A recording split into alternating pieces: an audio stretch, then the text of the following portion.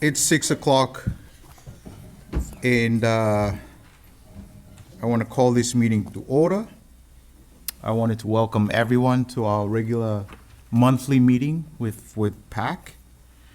To start with, I'm going to ask Lieutenant Abilene to please roll call, please. Yes, good evening, Chair Tokolati. I will now take roll. Member Alm, Present.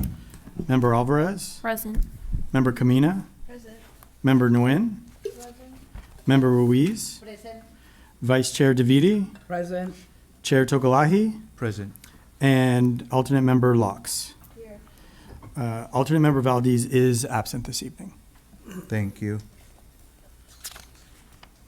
How's our interpretation? We good?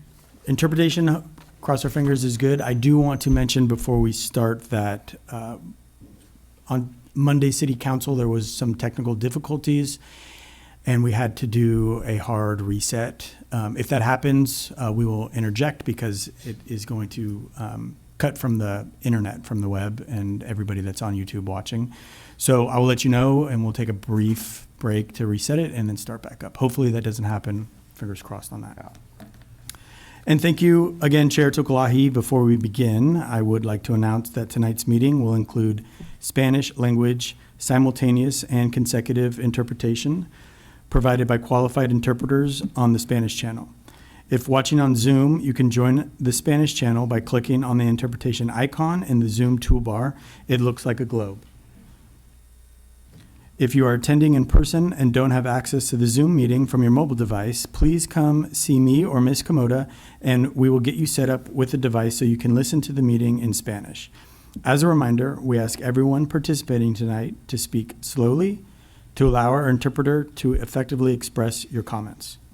This meeting tonight is also being recorded, and members of the public can watch online or listen by phone by calling 669-444-9171 using the meeting ID 898-5264-7245#. There will be an opportunity for public comment for those participating in person. Each person will have 2 minutes to provide their comments. We invite each of you to introduce yourselves by name before presenting your comments. We are also offering closed captioning for this evening's meeting on Zoom. Please select the live transcript button on the Zoom to enable this feature.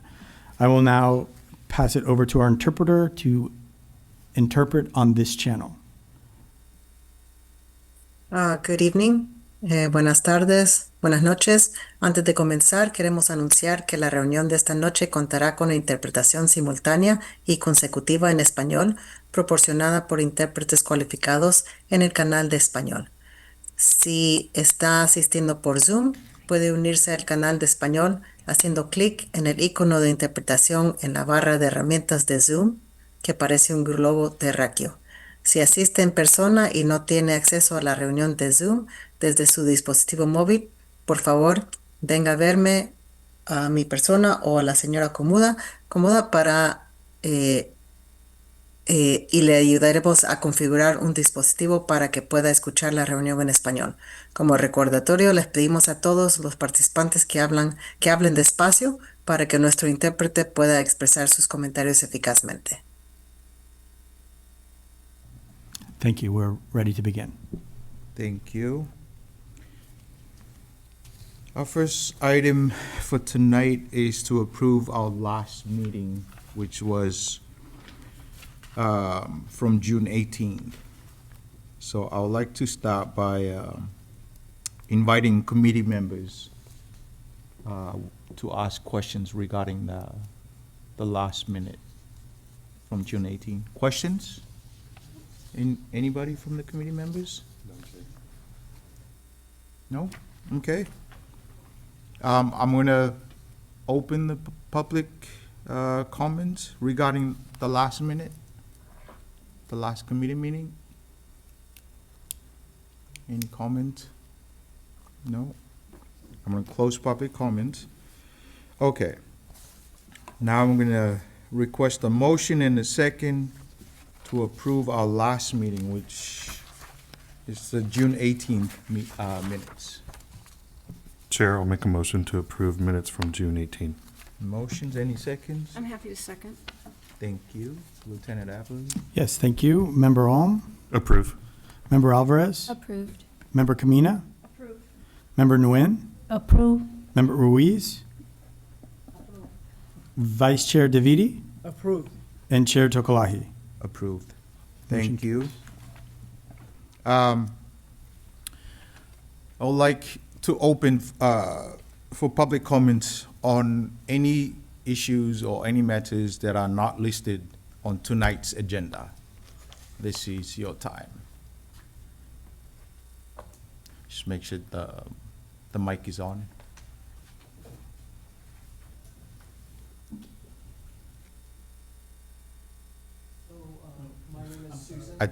Hang on.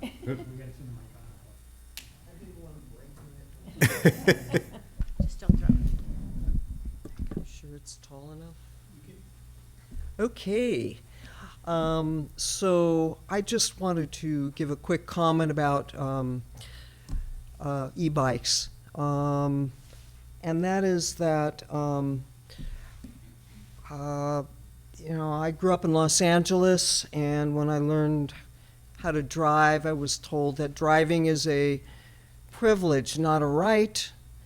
And walking around Los Angeles, the city, I was told that if I don't cross at the crosswalks, if I cross in the middle of the street, I could get a jaywalking ticket. And now we have e-bikes, and I bicycle, I drive, I've even ride horses, roller skate. But I grew up learning certain hand signals when riding a bike, observing the lights, and I don't see that happening. I'm bringing forth this topic to the City Council, but also I'm hoping that there's going to be, it seems that it will be, but what's needed is training of the young and the older, all folks who are riding, especially e-bikes. It just seems to me that there needs to be some training.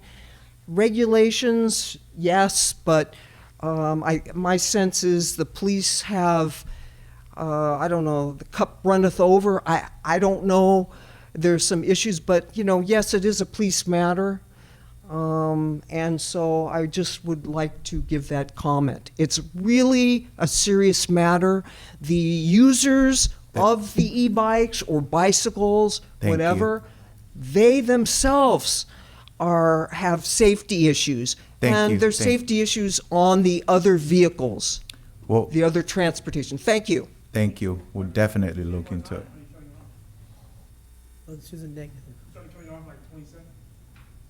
It was already. We're good. Any other comments? I think the red signifies we're getting close to the end. It wasn't end of the clock. Is that what it was? I think No. It was a negative, right? it's counting down.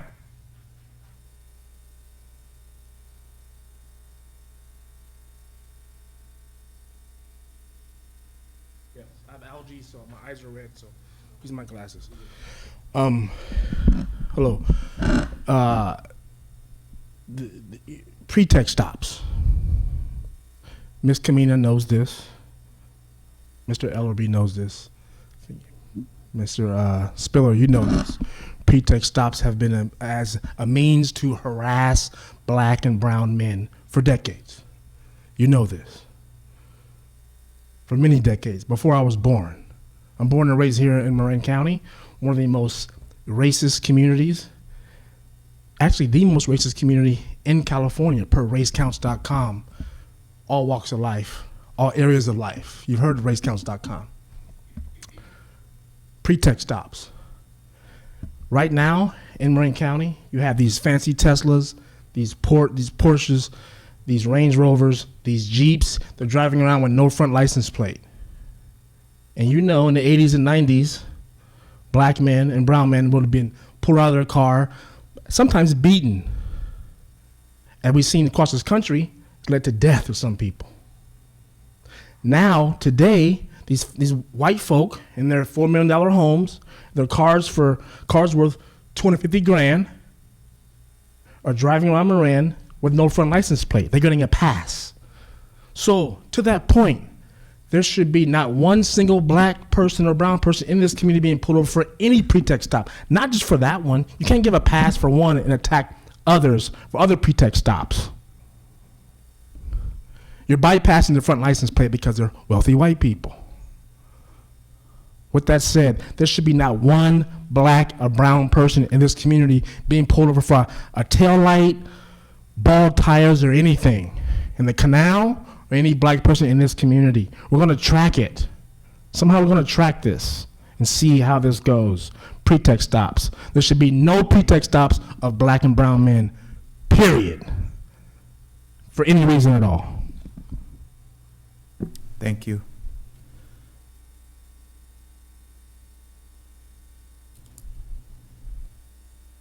Good evening, committee members.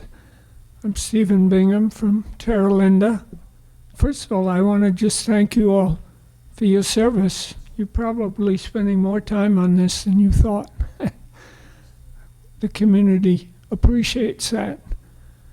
Secondly, I didn't intend to say this, but I do agree with the previous speaker completely, and I think there are cities that have limited what the police can do in terms of pretext stops, and San Rafael has not done that, and I think that's an issue because it happens so frequently that you, committee members, need to be more assertive to get the department to begin thinking about that.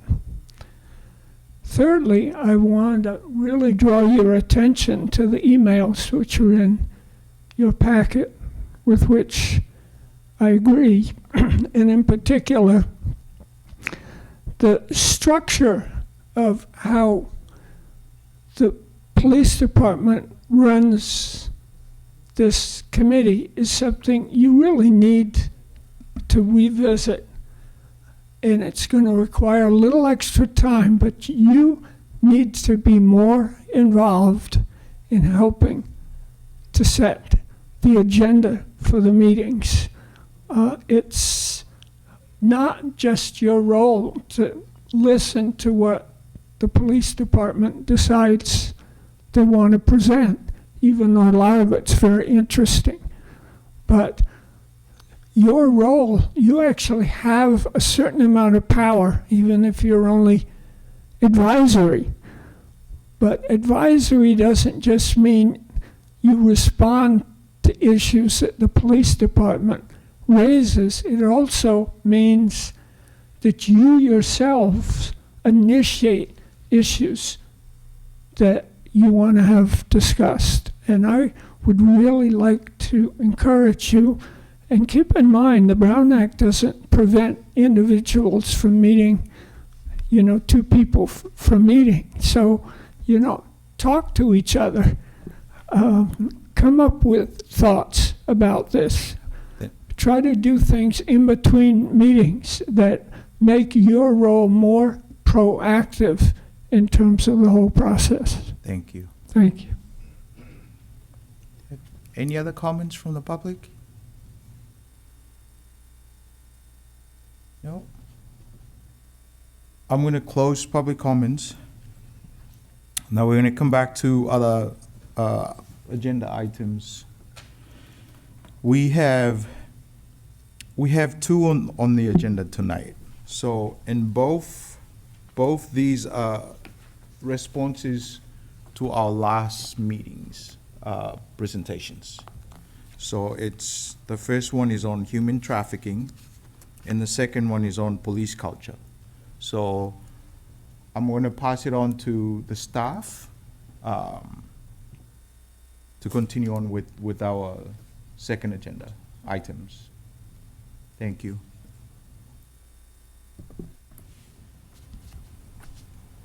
Good evening, Chair Tukalahi and members of the PAC. Welcome back. As you may recall from our June 18th meeting, Sergeant Chris Duncan presented on the topic of human trafficking. During that meeting, committee members requested staff present additional statistical data to give a more comprehensive view of what had been going on in San Rafael, specifically over the last 5 years. Attachment number 3 of item 2A of your agenda packet is the response to human trafficking and provides a 5-year analysis of those metrics covering arrests, police reports, and calls for service. I'm here to answer any questions you may have or elaborate further on the data provided.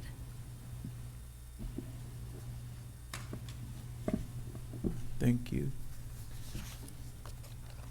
Does any of the committee members have questions regarding this? Or comments? Comments? I have a comment here. Okay. One of the things I learned on our last session, that these cases are hard to prosecute. So the police does their activities to arrest, and somehow because of the victims or the people who are involved, don't necessarily comply or collaborate, cooperate, and as a result, these cases kind of don't really get resolved. And I think one of the things that we learned, like funding can be an issue, supplying more funding towards human trafficking to prevent.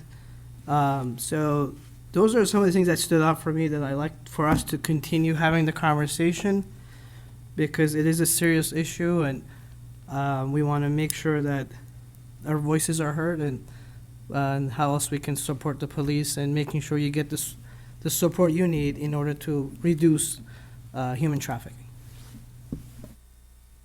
Thank you, Vice Chair. Paula? I just wanted to say, first of all, you said everything I was going to say, so I ditto Vice Chair's opinion, but I also wanted to thank Ms. Komoda for, am I correct, Komoda? For doing all the extra work, because it was a very thorough report. Thank you. Thank you. Yep.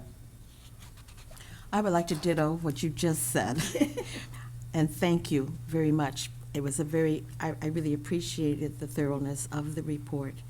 I appreciate the graphs and so forth, and encourage future presentations to be modeled after this kind of information, where it is readily comprehended by the fact of how you've organized it, and to advise that going forward. Thank you. Thank you. Is there anybody else? Questions, comments? Would just like regarding human to trafficking? Yeah.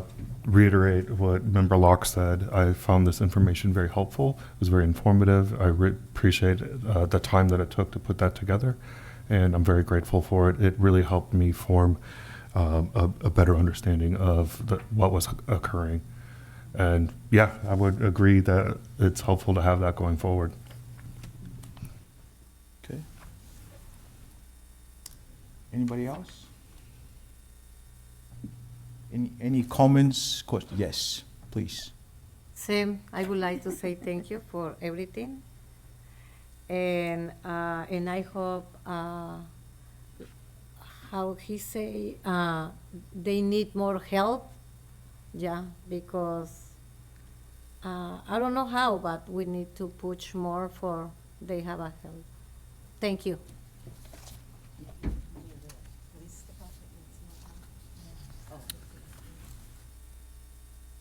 You guys, any questions?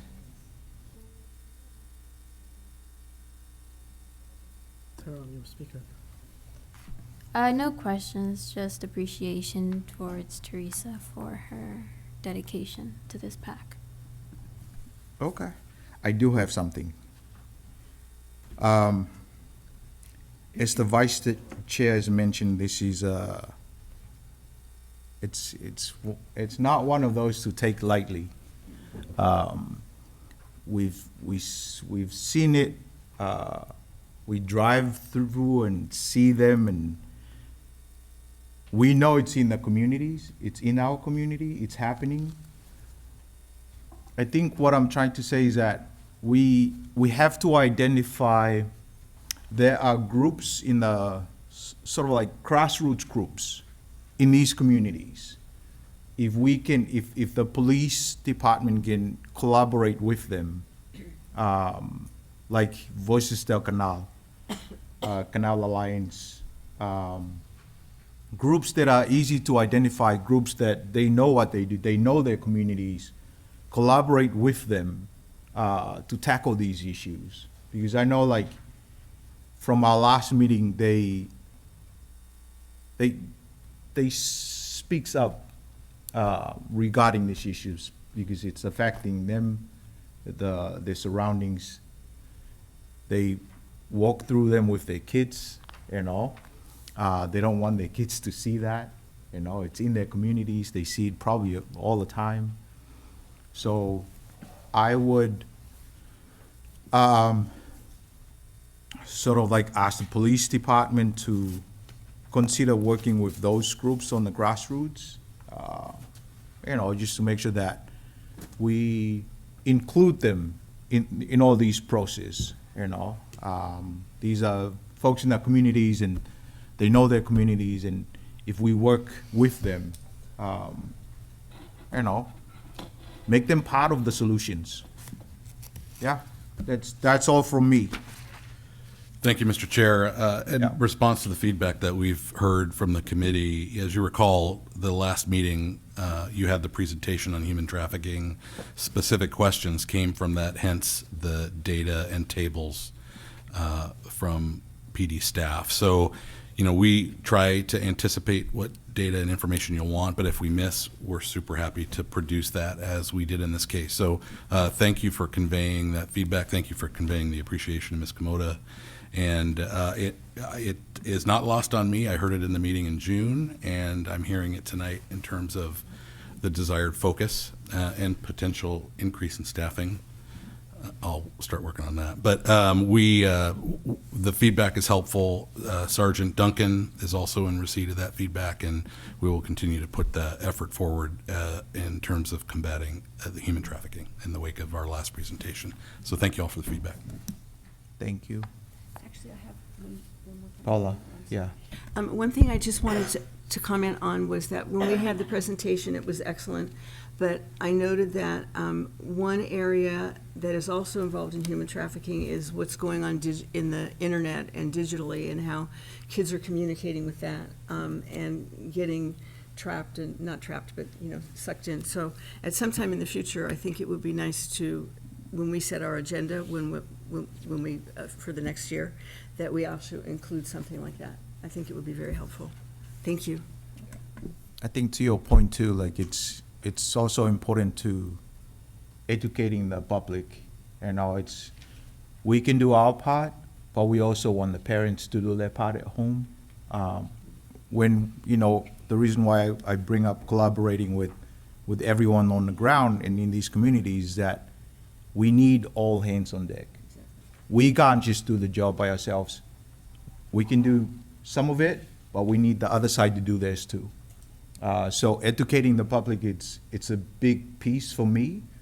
You know, we can do open house meetings and, you know, go out to the communities and talk to the folks, talk to the parents, maybe work with the schools. You know, that's one thing through parents, you know, teachers and students. But yes. Member Locks? I put forward that I would like a voting member to bring forth a motion to accept the informational report. Okay, Member Locks. We need motions to accept the I'm happy to move to accept the report. seconds. Make the motion.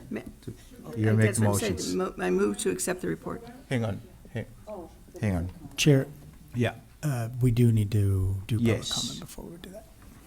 And thank you, Stephen. So I'd like to open up to public comments regarding human trafficking. Thank you. Thank you. And if I got to mention earlier, just a procedural thing, Mr. Chairman. everyone should identify themselves when they speak. And a couple of people didn't. Again, I'm Steve Bingham from Terra Linda. And I compliment whoever put together the report. It's very good and interesting. One issue I mentioned last year that I don't see reference to, that some of you may not be aware of, but unless it has been eliminated by the Trump administration, there's something called a T-visa for trafficking victims who are undocumented. And it's an extremely important tool. It requires an individual to cooperate with the prosecution. And one of you mentioned the difficulty of sometimes getting people to come forward and cooperate with law enforcement. But the community at large, and particularly those who are at risk of being trafficked, should be aware of this possible visa, and hopefully law enforcement officers use knowledge of that visa to encourage people to cooperate when they're investigating trafficking victims. And so I just hope that is an important piece in this whole puzzle of trying to reduce sex trafficking. Thank you. And there's also a visa for victims of domestic violence. It's very similar. Thank you. Others? Please just come forward.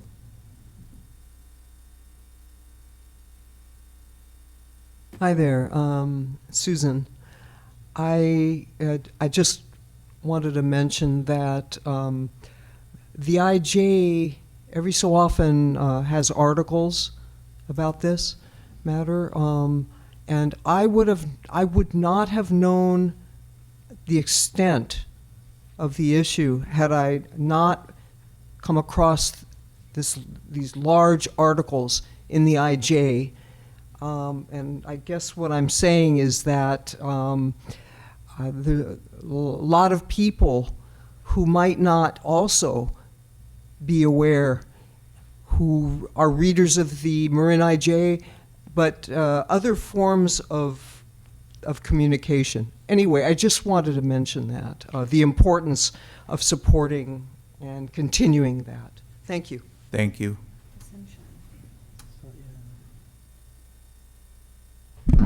Buenas tardes. ¿Tienen traductor aquí?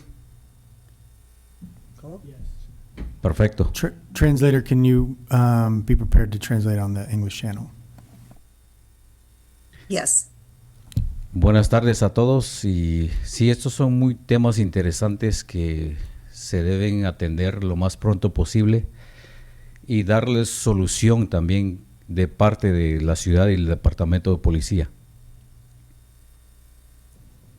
Yes, these are, good afternoon. These are interesting topics that are urgent and need a solution from the city and from the police department. Entiendo de que cada escenario tiene una situación diferente en lo que es la cuestión del tráfico de personas. I understand that each situation is different when it comes to human trafficking. Y algo importante que dijo Steven ahorita, creo que eso es importante también ponerle atención y tal vez trabajar con ese escenario.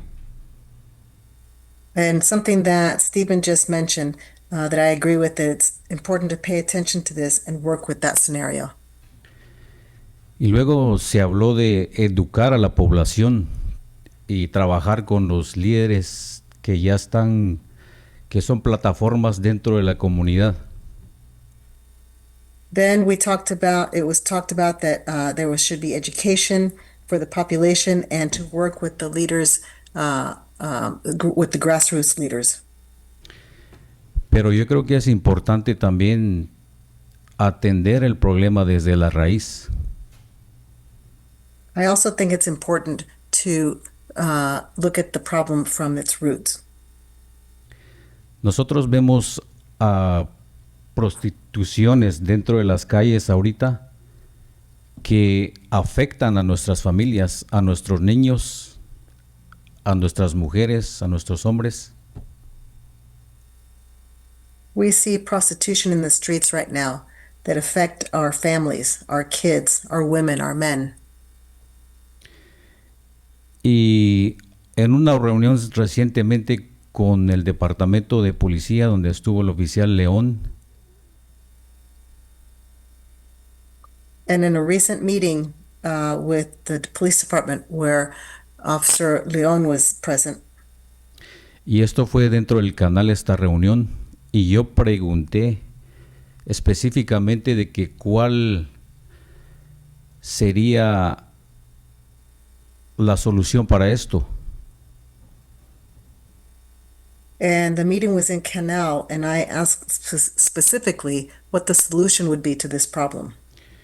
¿Y cuál era la nueva ley que se pasó, el nuevo artículo que se pasó? Porque entiendo de que estas mujeres tienen derecho de estar ahí. So what is the new law, or what is the new article that was passed? Because I understand that the women have the right to be there. Y yo creo que para empezar a educar a las personas, yo creo que la población tiene que entender las leyes de cómo progresó esto, en qué momento.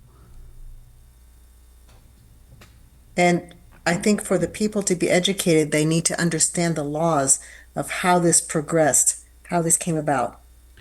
Porque esto también se puede tratar con la misma ley. Because this can be dealt with the same law. Pero la gente tiene que educarse y educarlos, como dijo dijo Fatay, el señor que está presente. But people need to educate themselves and educate others, as was said. Entonces sería bueno tal vez invitar a nuestro representante y proponérselo de que esto no es algo progresivo para la población. So maybe it would be a good idea to invite our representative and propose that this is not something that's progressive for our population. Y eso sería educar desde el fondo y entender la problemática en una manera un poco más amplia. Gracias. And this would be educating the base and understanding the problem in a more general way. Thank you.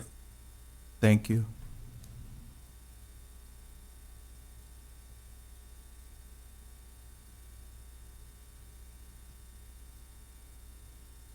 Per the Brown Act, you don't have to say your name. He chooses to. You don't have to per the Brown Act. You can remain anonymous.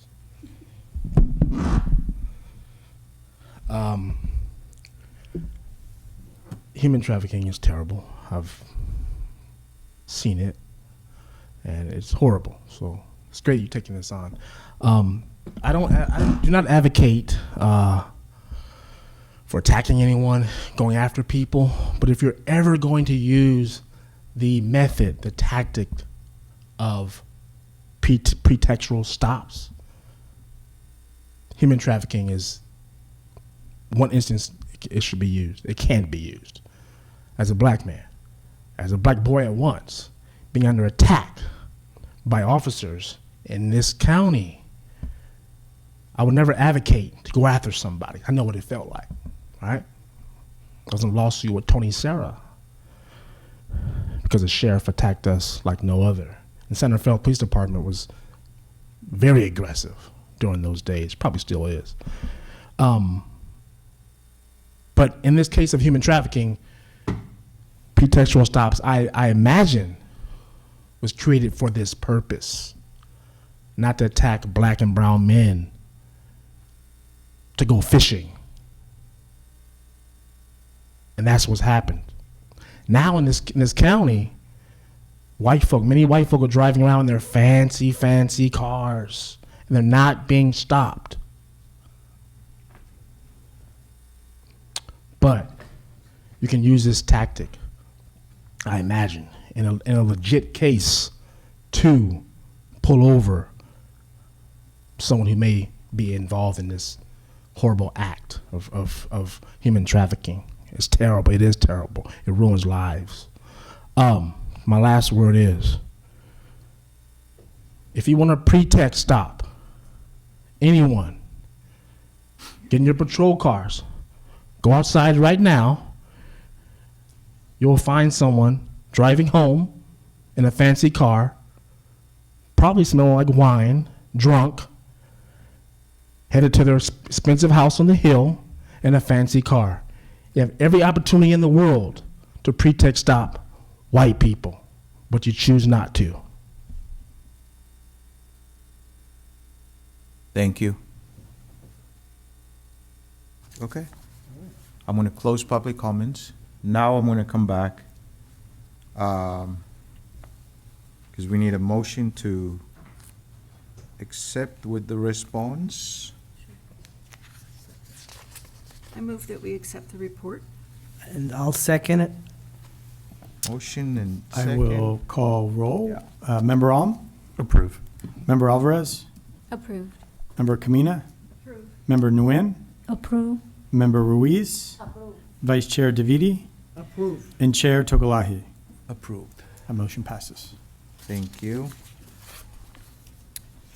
Now we're going to move on to the same response, and I'm going to direct to the staff. Thank you. Sorry. Sorry, Chair Togolahi, go ahead. No, we're just going to come back to the response regarding the police culture. Yes, thank you. It is my honor to introduce Beth Dancy, who's with us tonight. She is the CEO and founding partner of the Public Safety Family Counseling Group, located in Brentwood, California. She has provided a variety of psychological support and response services to numerous law enforcement and fire services in the Bay Area since 1989. Beth holds a master's degree in clinical psychology from St. Mary's College and a bachelor's degree from industrial organizational psychology from San Francisco State University. Beth teaches critical incident stress management courses in multiple subjects as a certified trainer with the International Critical Incident Stress Foundation, and it is my honor to present to you Beth Dancy tonight. Thank you. Thank you, Beth. Beth can be taught. Can you assist Beth with the PowerPoint? Oh, I don't know how to do it, so they have to come over and help you. oh, wait a minute, she showed me that. Now I don't know. Is it that little one?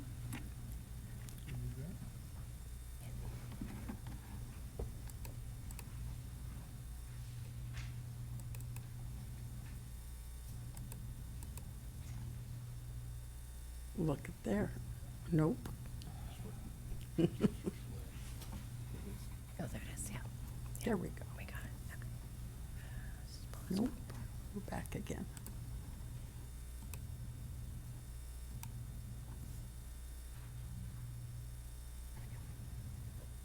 Oh, look at that. Just takes it a minute to remember. Good evening. When I was asked by Chief Spiller to come and meet with you tonight and talk about police culture, I was really excited about that. I've been in practice for 38 years, exclusive to the first responder community, primarily law enforcement. I came by it naturally, and I want you to understand my background. I am the daughter, the sister, the wife, the mother, and stupidly, because no one listens to me, even the mother-in-law of police officers. And that is, in fact, what drove me into this business, because it became abundantly clear to me very early on, long before I educated myself in this field, that there was a terrible cost for doing business in this industry. I really appreciate that some of you on the committee had some ideas about things that we should consider as we are talking about police culture. One of them was a real blast from the past. It was Peel's Principles. Now, when I asked my husband if he had learned about Peel's principles back in 1970, right, a really long time ago, he said yes, and he could immediately cite the principles that were contained there. These are nearly 200 years old. And if you're at all interested in that kind of history, please go look at them, because to this day, Peel's principles inform how we hire our law enforcers. They inform the psychological makeup of police officers. Now, the one thing I want to say before we jump over Peel's principles is this. It is critical to know that Peel's principles are foundationally based on the agreements of a civil society. It's an agreement between law enforcement and the community it serves. And in fact, there is a quote from Peel that he says that we must remember that the police are the public and the public are the police. And if we understand that, we have to then begin to understand that law enforcement exists within a culture that has in many ways a society broken down, which changes the focus for us.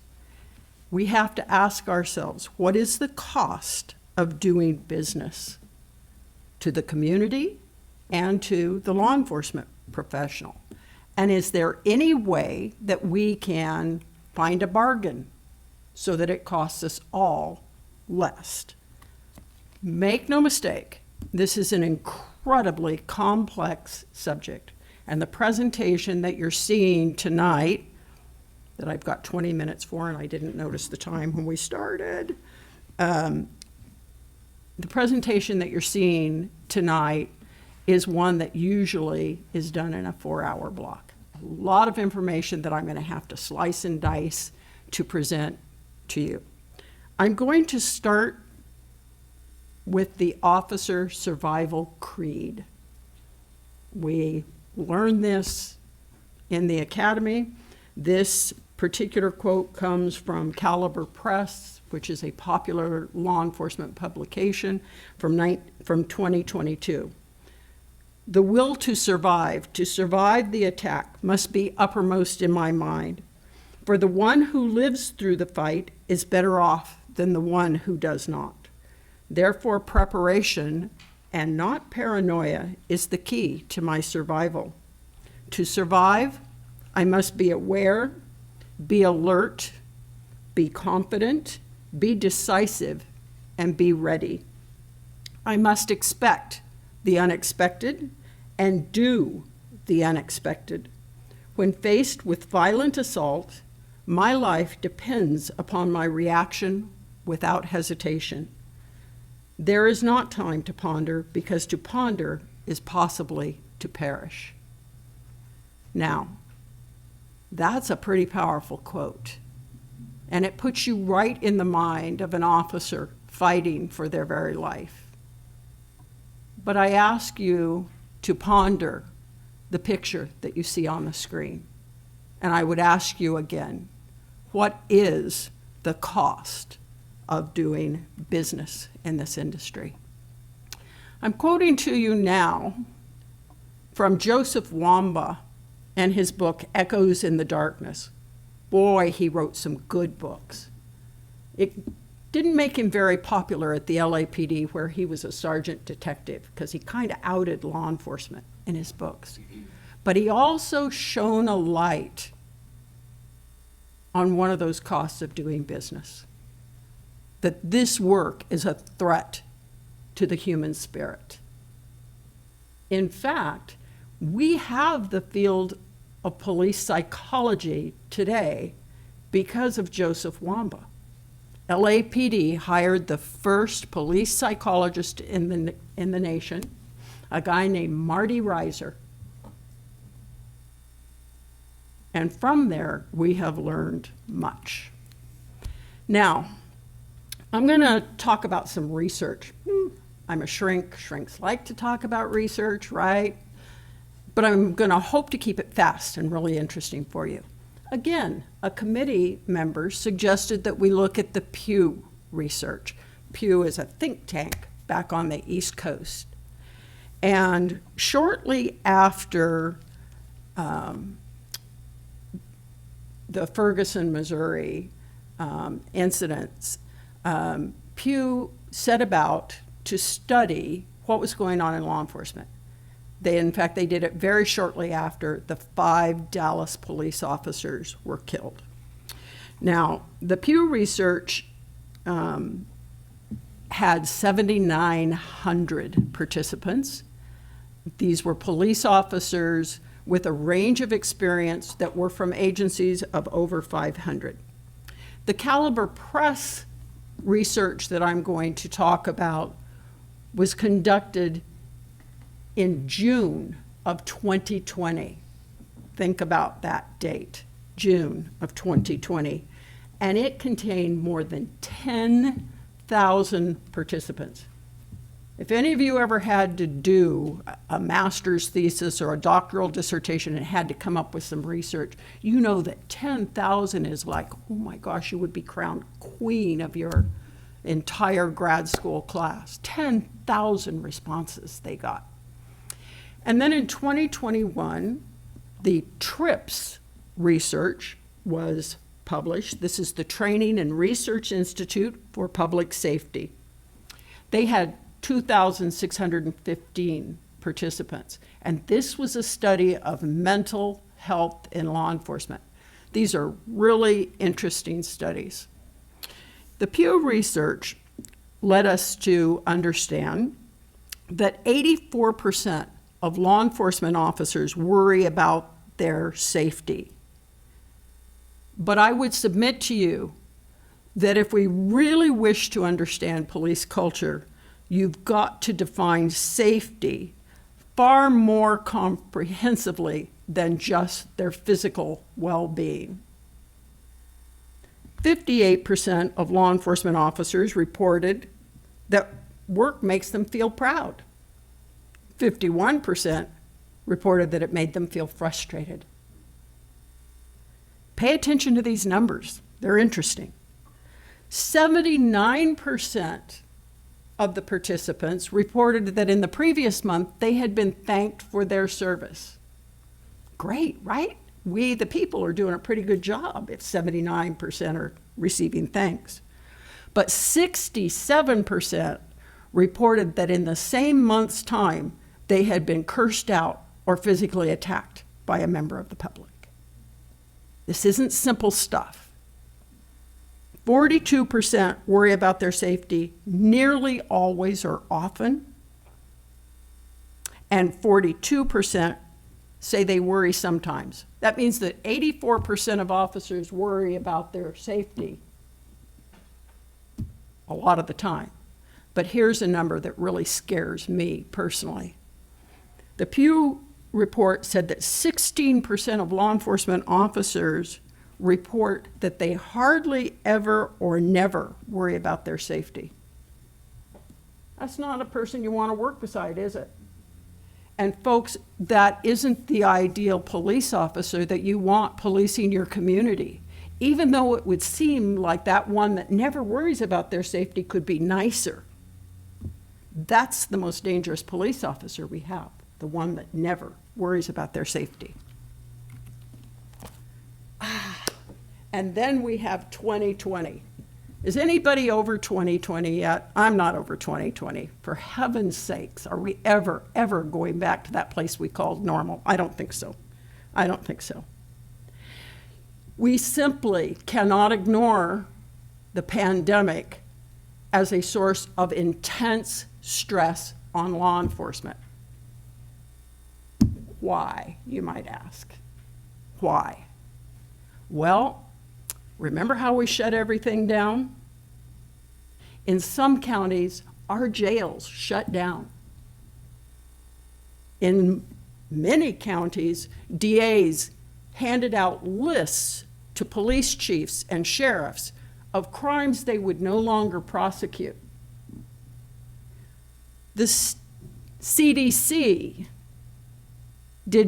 would not allow transfer of prisoners into our state prison system. So where were those prisoners? In our county jails. In our county jails that were not equipped to deal with them.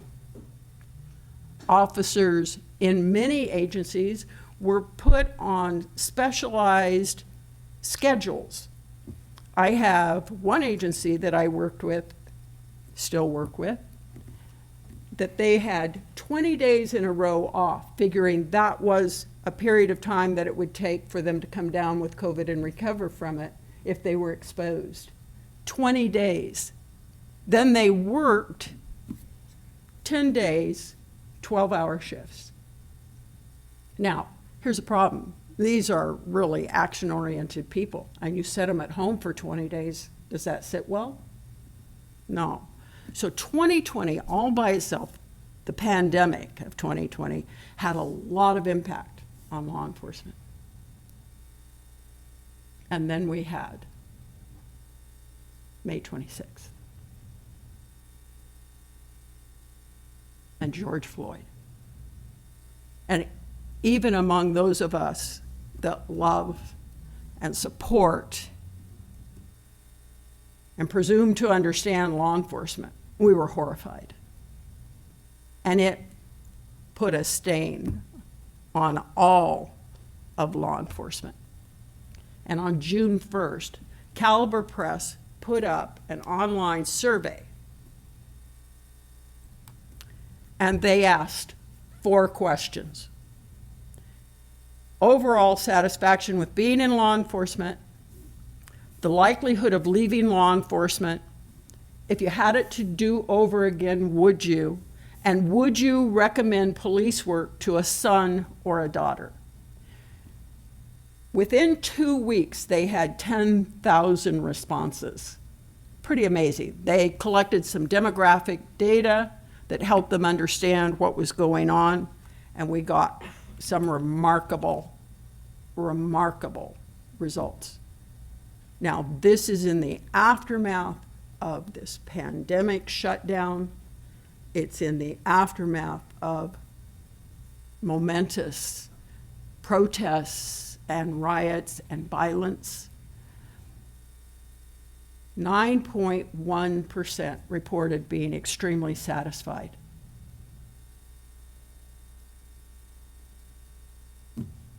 You know, I think we all agree that to do good, you have to feel good. And that number tells me there were a whole lot of people not feeling good in this industry. 50% of them said that they were pleased, but not as much as they used to be. At the end of the day, when you look at these numbers, the last 3 categories, that somewhat pleased, very little job satisfaction, definitely not satisfied with law enforcement, that represents 40%. 40% of the law enforcement in this country said, nah, this is not what I want it to be. You're all productive members of society. The youth representative here, I presume, goes to school and hangs out with friends. If 40% of them were snarly and unhappy, that wouldn't be very pleasant, would it? It had huge implications for law enforcement. Now, we asked them about leaving the job, and 25.5% of the respondents says they were leaving right now, and they didn't care what it was going to cost them. It happened, didn't it, Chief? And we're still recovering from the loss of experienced law enforcement on the streets of our communities. And replacing them isn't exactly easy. Here's the big thing, though. See, law enforcement tends to be a legacy career, hence being the mother, all that. It's like Tinkerbell at Disneyland. That's a legacy job. You fly over the Matterhorn. That's a legacy job. That's been inherited from person to person along the same family. Law enforcement does the same thing. And get this, 80.5% of people in this survey, when asked, would you recommend a career in law enforcement to a son or a daughter, said not only no, but heck no. I know I'm being recorded, so I'm being careful here. Heck no. No, they would not. 80.5%. So remember that 25.5% we were going to have to try to replace? Where are they coming from? What are we going to do with them? Now, the study from TRIPS, the mental health study, they used legitimate professional mental health screening tools. They used tools that are known in the industry for job perception and productivity. And they did something that no one else had done. They took the research and found the causality of the negative outcomes, because boy, did we have some negative outcomes. Now,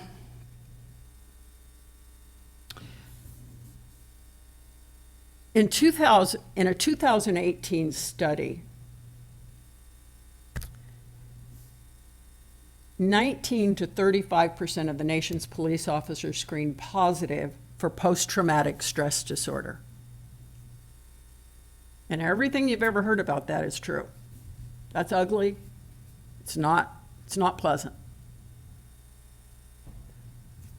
This time, 47% screened positive for PTSD. 47%. The next two numbers bother me more because they actually weighted them for severity.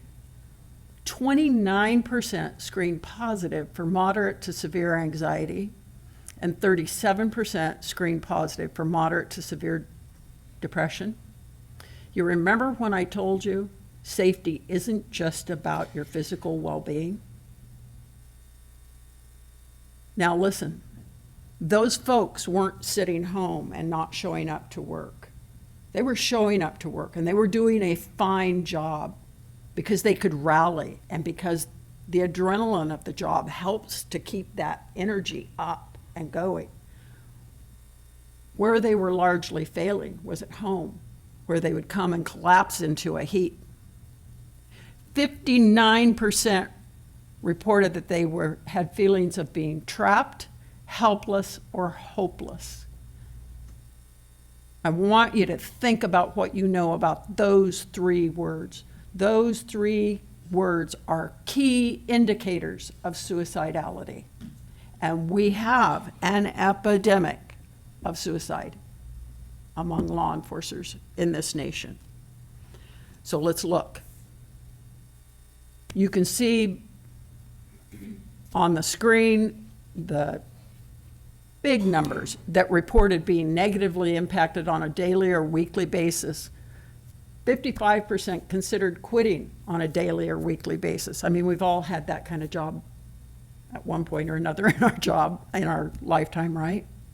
69% said they would not recommend law enforcement to anyone. They were not asked specifically about their own children. They were asked about anyone in general. Would they recommend law enforcement as a career field? And 69% said no. This is problematic because most of our recruiting comes from within. And 38% reported that they felt there were inadequate mental health services for law enforcement. That's a little frightening because it means that help is deemed to be out of reach. Now, my time is up, and I want you to understand this one thing. I'm okay? As long as I don't go till 9, I'm okay. I want you to understand this thing about these studies, because this is really important. We have predictive validity in terms of the type of life events that will produce negative mental health outcomes. Human trafficking, terrible, negative mental health outcomes later in life for those who are trafficked. Here were the 4 most closely correlated with the negative mental health outcomes in law enforcement. 1, pay attention to the wording here.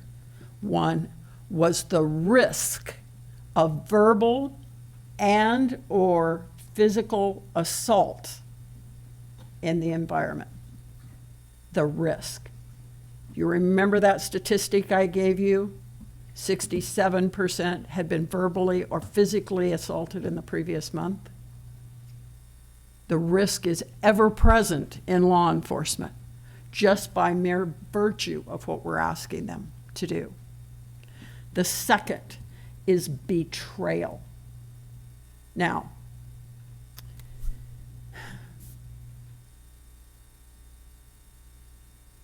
when the protests and the rioting began to develop after the tragic death of George Floyd, the California Highway Patrol did something that was rather interesting.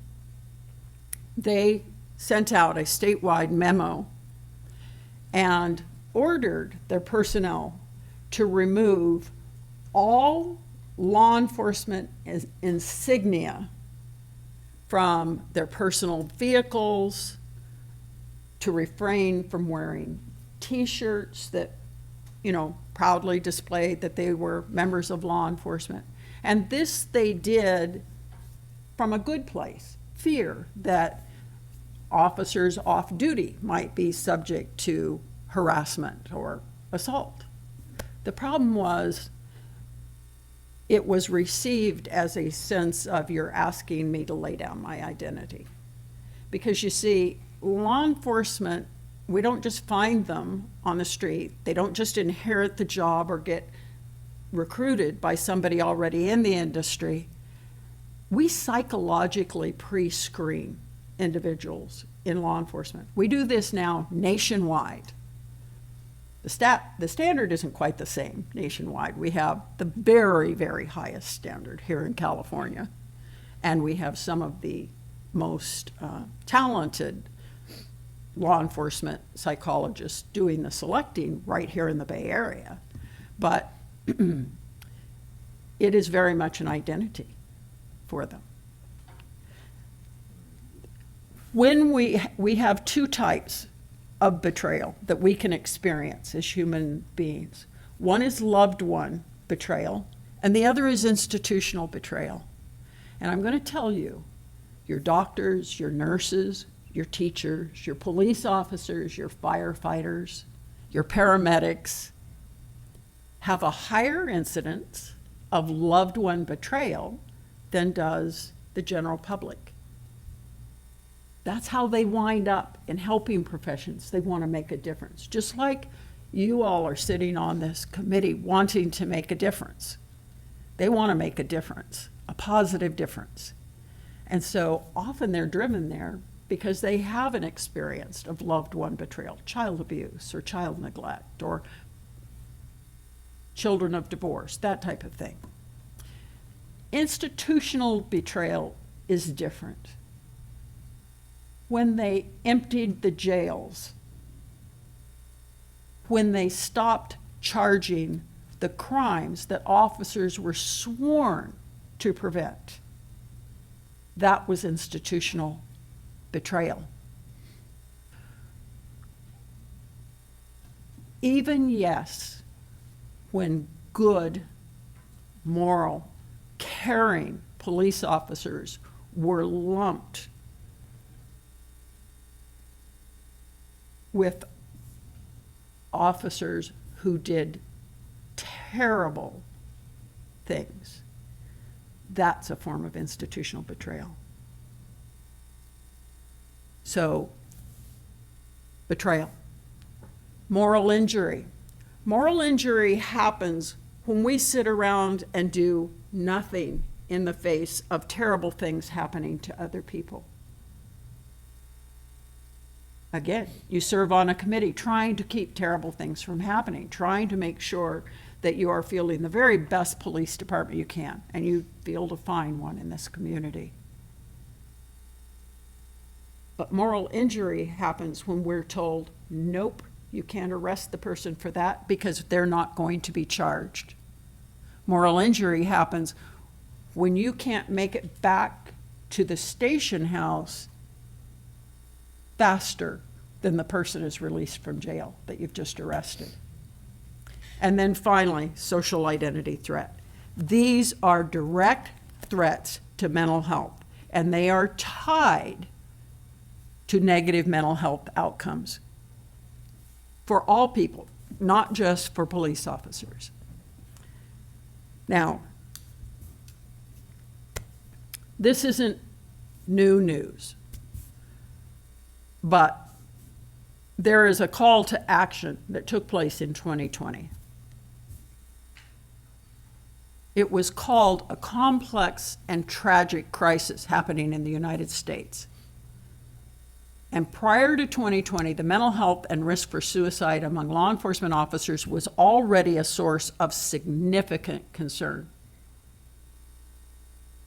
Back as far as 2003 to 2007, the California Highway Patrol had the largest incidence of suicide among its personnel in the history of record keeping of suicide in law enforcement. Customs and Border Protection just went through a 3-year period with very similar statistics. So, given the context of the work that we ask for from our law enforcement personnel and the struggles to perform that work, keeping within their own moral compass, they're asked a question by the psychologist after they've taken all the little shrink tests. They're asked, why do you want to be in law enforcement? And there's a right answer to that question, by the way. I'm just giving away the shop secrets here right now. And the right question is, I want to help. Because that's the right question, because it's the truthful one. It's the one that reflects what we've already seen in their psych tests, that these folks are people who are driven to help, to assist. So moral injury happens when they can't, or when they're so constrained, or when they relentlessly are exposed to babies who have been abused by people that are supposed to love them, young, innocent girls and young boys who are swept away into human trafficking, family members who beat on each other, house fires, all kinds of things. The call for mental health training and intervention for law enforcement as a part of police reform simply could not be louder. And 2020 wasn't the first time we talked about it. The officer safety and policing in the 21st century, in the 21st century policing report, the Obama White House, says taking a real stance on law enforcement safety will require us to address the elephant in the room. Addressing wellness must include spiritual, mental, social, and physical health, and should be the #1 priority for each agency head in 2019, as reported in the Huffington Post. So this really complex discussion that we're having tonight about police culture that could take us years, whole think tanks sit around and talk about this kind of thing.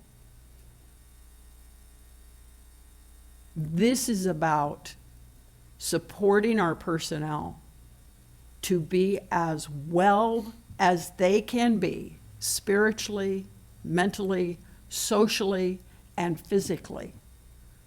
Because to do good, you gotta feel good. Now, I'm going to relinquish my time, but I want you to know that I am a huge fan of the efforts being made in this police department to embrace a culture of wellness.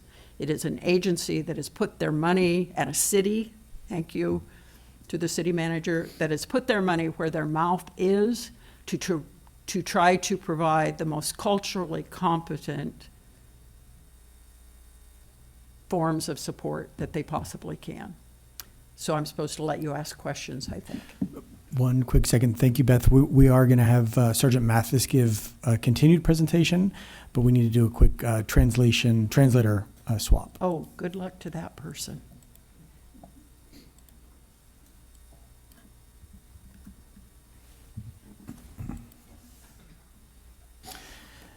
Next, I want to introduce Sergeant Mike Mathis, who you all already know. He gave a presentation on youth and policing last year. So without further ado, Sergeant Mathis, thank you. Thank you, Lieutenant. Hello, Board. Thanks for letting me be here to present. Assistant City Manager, good to see you.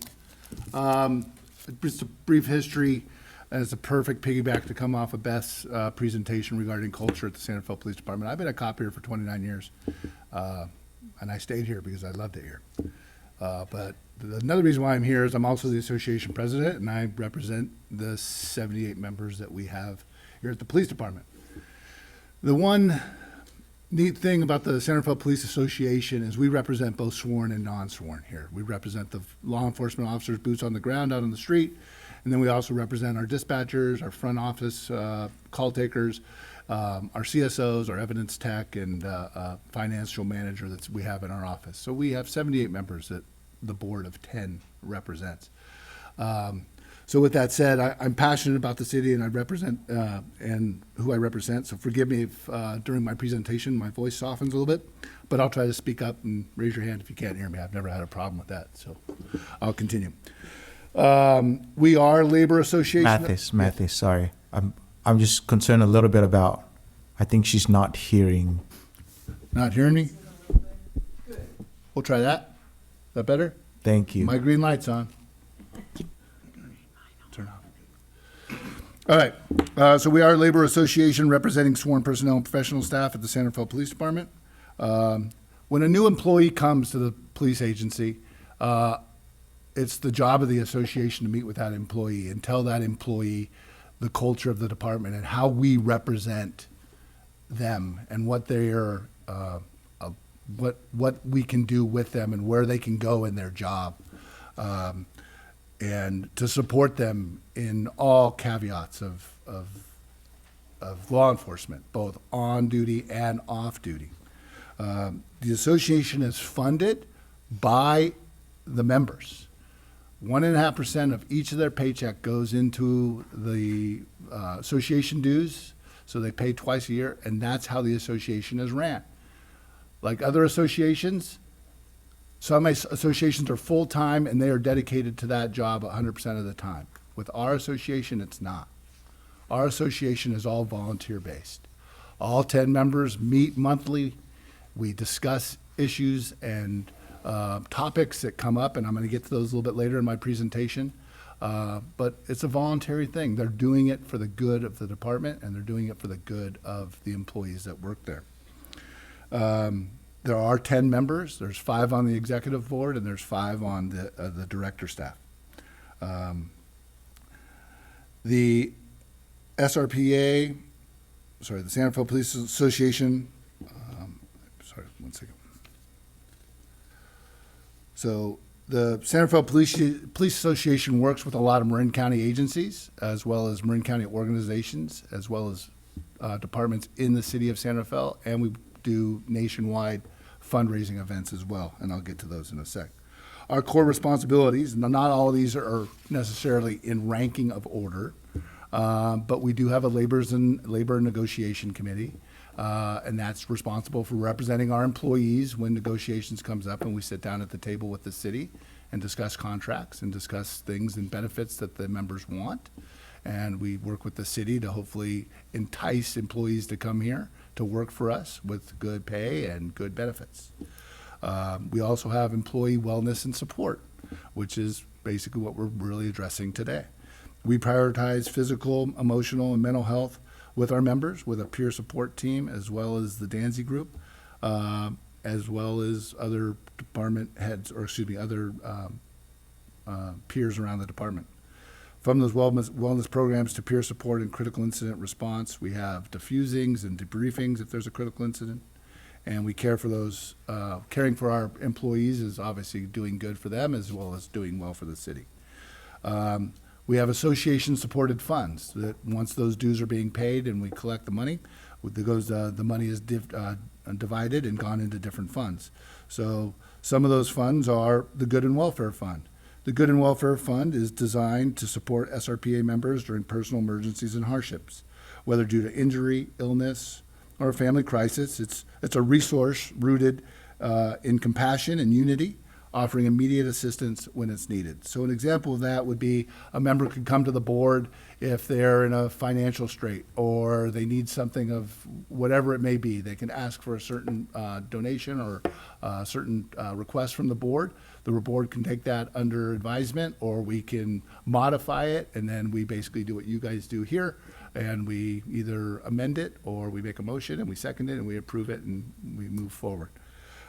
We also have a community benefit fund here in the San Rafael Police Association, and this is used to support local nonprofits, youth programs, scholarships, community events, and the fund reflects our commitment to giving back to the people and the organizations that make San Rafael stronger.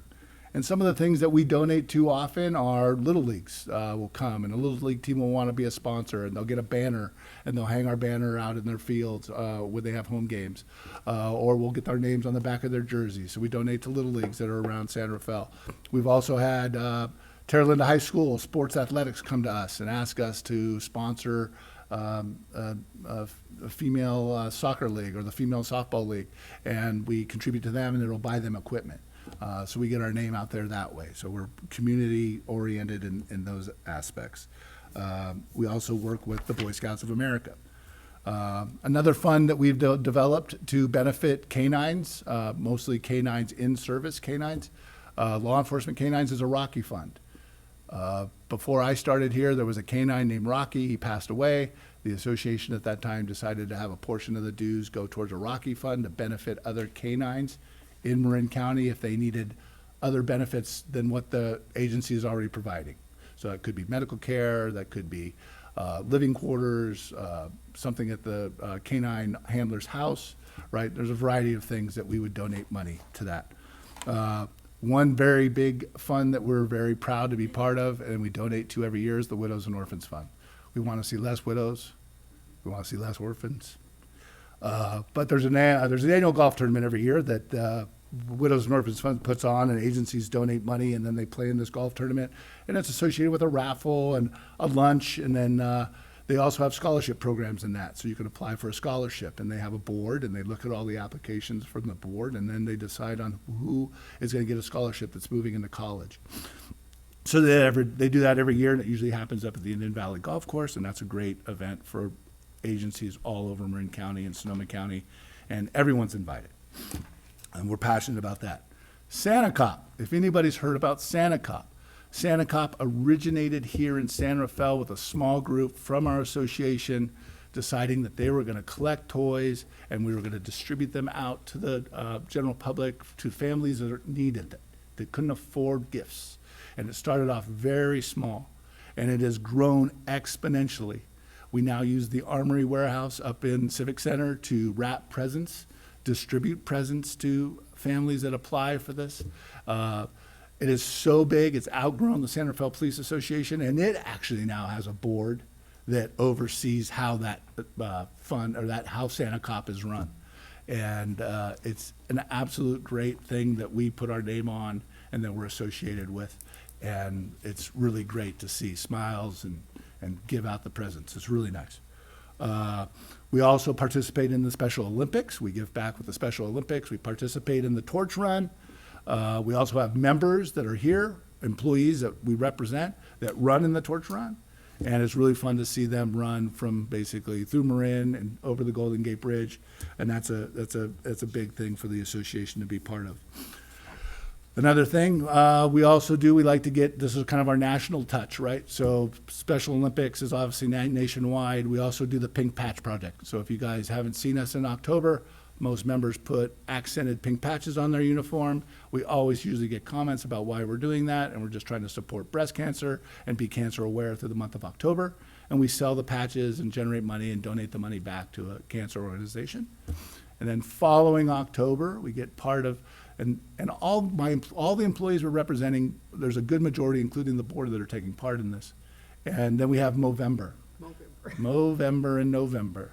And we used to have policy here where we couldn't grow facial hair. And then during the month of November, the chief authorized us to grow facial hair to raise money for prostate cancer. And now, since we are allowed to have facial hair, beards, now we just try to have a contest on who can look the best, right? Who has the best bragging right, right? And so then we also raise money through a website and donate towards prostate cancer. So that's always a fun month when you see people with no facial hair have facial hair. So it really kind of gets morale up. A lot of things we do with social and family engagement. Like I mentioned, we participate in those golf tournaments. It really gets members away from law enforcement and in another kind of experience, something they enjoy. And then we also do summer family picnics, usually up at Stafford Lake in Novato. We do holiday lunches and dinners. So like for families that are burdened with their member being here, the employee working on Thanksgiving or Christmas, the association will purchase a dinner for them or purchase them a lunch so they can actually be with their team here and celebrate the holidays together. And we also do that on the day of the holiday gala as well. So we try to be very inclusive here, trying to share the wealth. And then one thing that we just were approached with, we have retirement parties, and we acknowledge our retirees when they retire. We just had a few. But one recent thing that came across our board is something called Heroes and Helpers. Anybody familiar with Heroes and Helpers? It's something that Target does to bring juvenile, basically high school students to Target. They donate school goods and schoolwear, and then they ask for assistance from someone to help them with that. And this year we were approached by Target, and with the assistance of the Salvation Army, they have asked the San Rafael Police Association to be present at that event and walk through the stores with the kids and help them shop. So we're looking forward to being part of that. We haven't voted on it yet, but it's coming up in the September meeting, but I think that's going to be a landslide vote. And again, these gatherings foster camaraderie, they build morale, and they honor the hard work and service of the employees that work across the street. So in summary, the San Rafael Association is more than just an association. We're advocates, caregivers, volunteers, friends, and neighbors. And through dedicated funds, community outreach, and the member support, we remain committed to protecting those who protect others while always striving to make San Rafael a better place for all. And this is the culture we foster and live every day. That's all I have. Thank you. Thank you both. I'm gonna keep it rolling. So I'm gonna come back to the committee for questions. I know you have comments, hold on to that. Our first round is just questions to two of our presenters tonight. I can start with whoever is ready, who have questions. Go ahead. Yep. I can go. Sure. Vice. No, go ahead. Beth, just wanted to thank you for that heavy, awakening, insightful presentation. Very moving. What is your expectation from us? What can we do as a committee to help you in what you're doing? How can we elevate this notion? And basically, yeah, what is your expectation from us? Beth. Ms. Danzig. I spent the first 38 years of my career trying to convince cops that mental health clinicians weren't going to hurt them.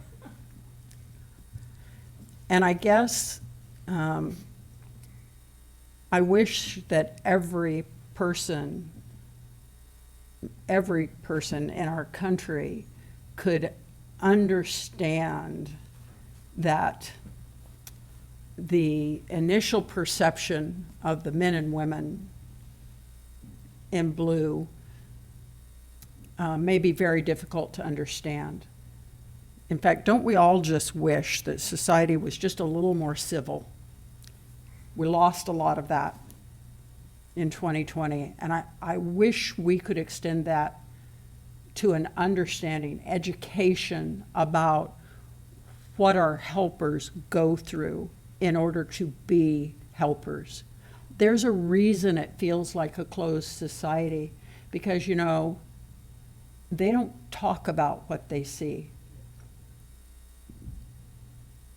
They're still protecting us by not talking about what they see. And so we don't know. We don't know the terrible exposures. I mean, I've got a better than average view of that, but I would hope that maybe with the, I'm doing the math quickly, eight of you sitting here at this table, that you have a different understanding of law enforcement and the costs of doing business. And it doesn't mean we turn a blind eye when behavior becomes egregious or non-acceptable, but we need to understand the context that these folks operate in, and the cost not only to them, but of their families.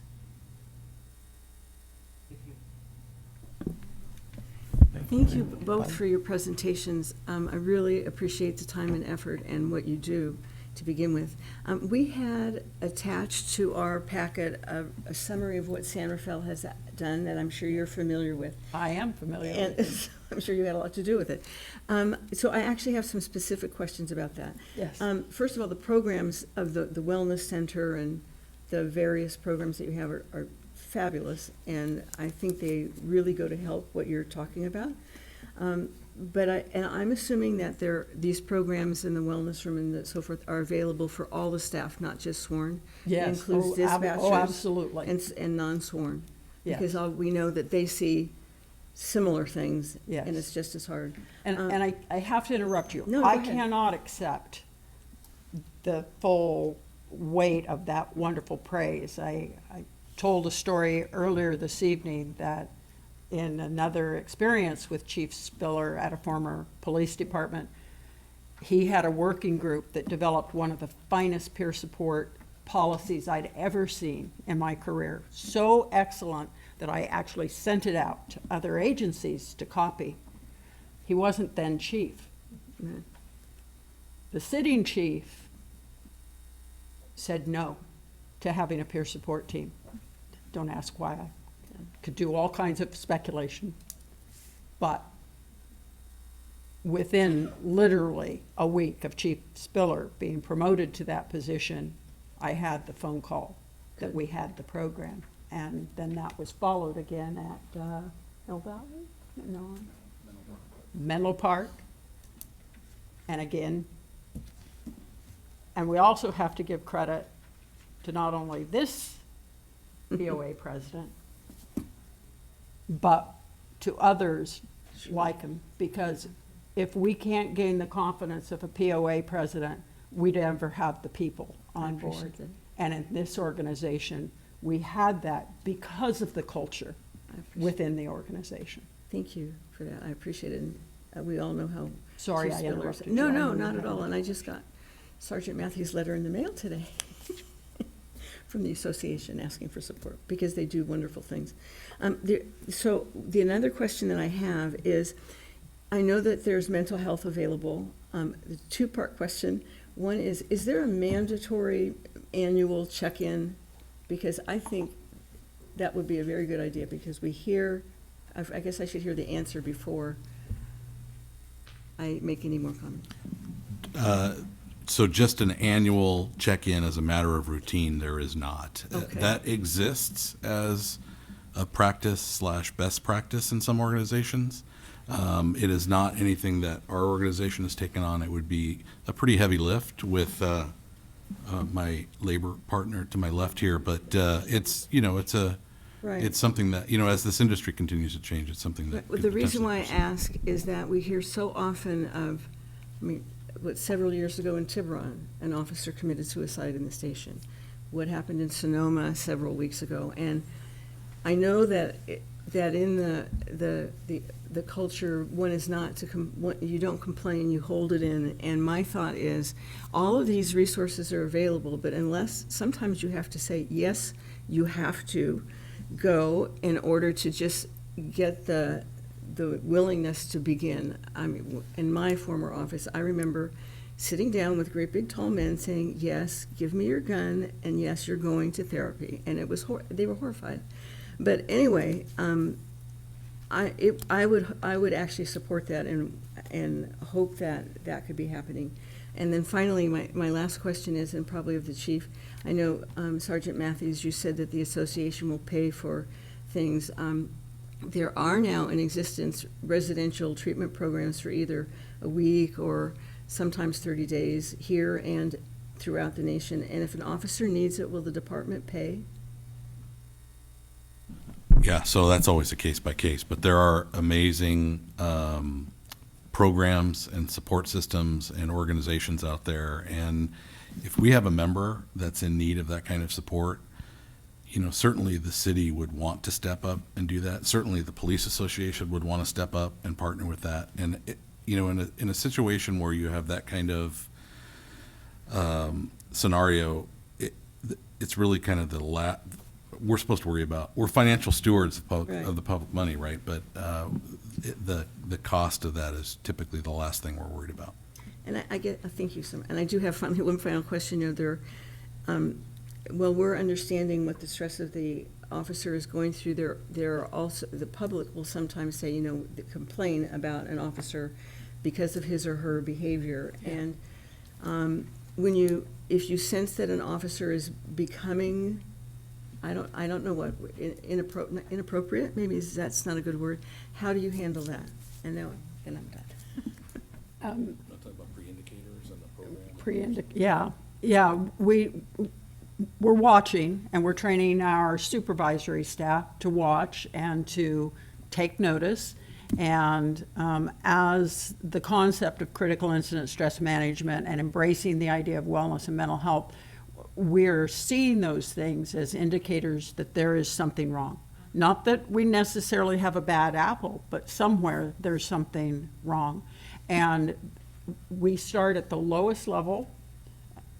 Not that peer support is the lowest level. They are really well trained and great at what they do, but we'll have a peer shoulder tap and start talking to them. And if it is appropriate to do a mental health referral out of that, we have the ability under the contracts we have with the city to see that person and do an evaluation. The other thing that we have that I'm a big advocate of prevention. Prevention, you know, the concept of disease prevention is the most highly effective thing and the least expensive thing we can do. So making sure that we're taking care of people after critical incidents, after they've been exposed, or when we know that something's going on at home, becomes really important. Thank you. Any other questions?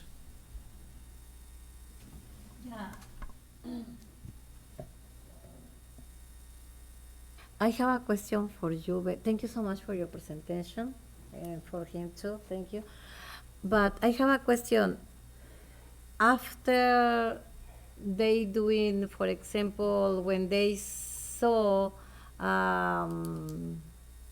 some criminal question or happens, how long they take help from you?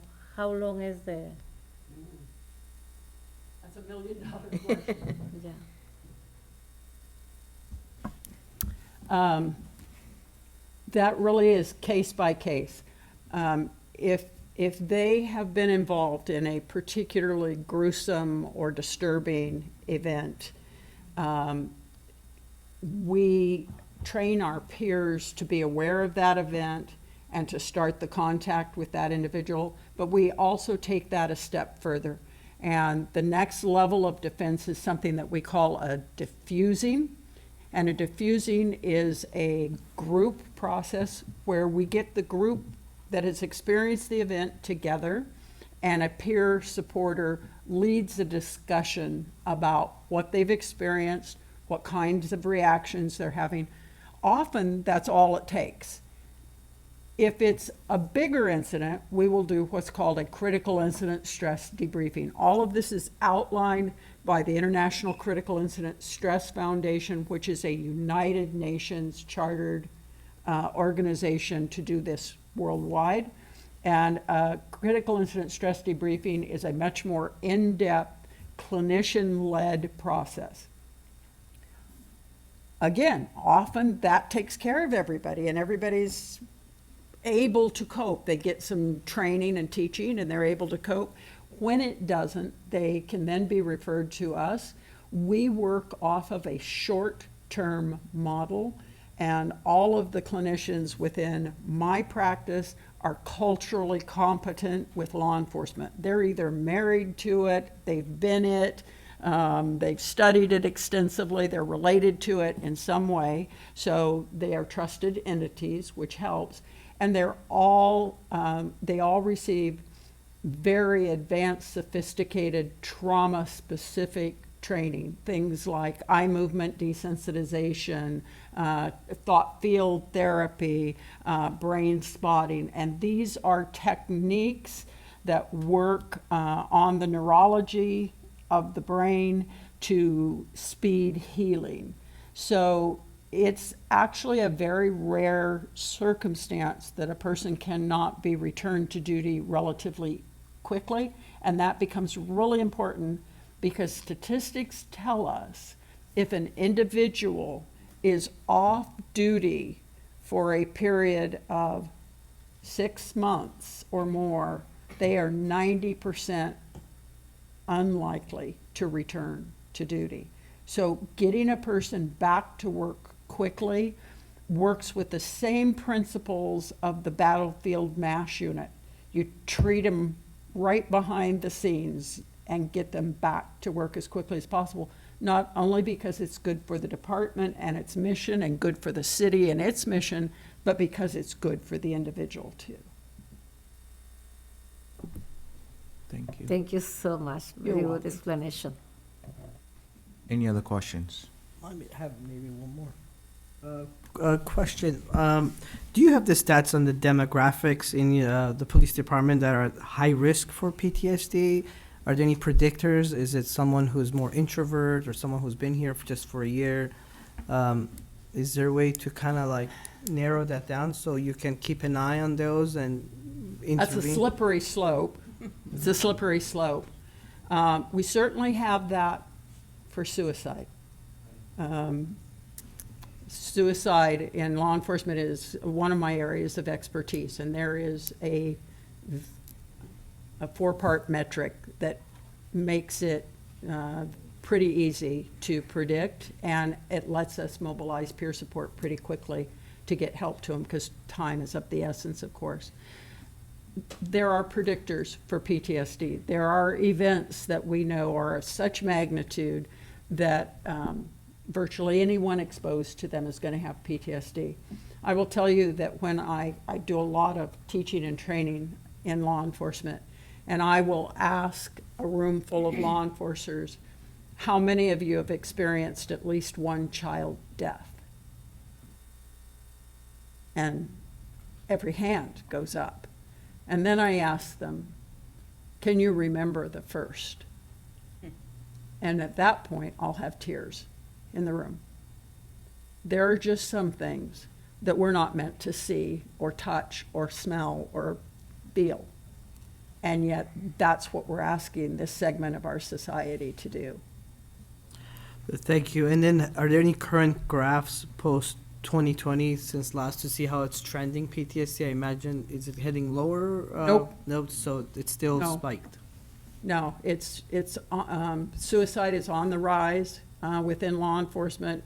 Everybody in the world is talking about it, and it gets a little bit confusing because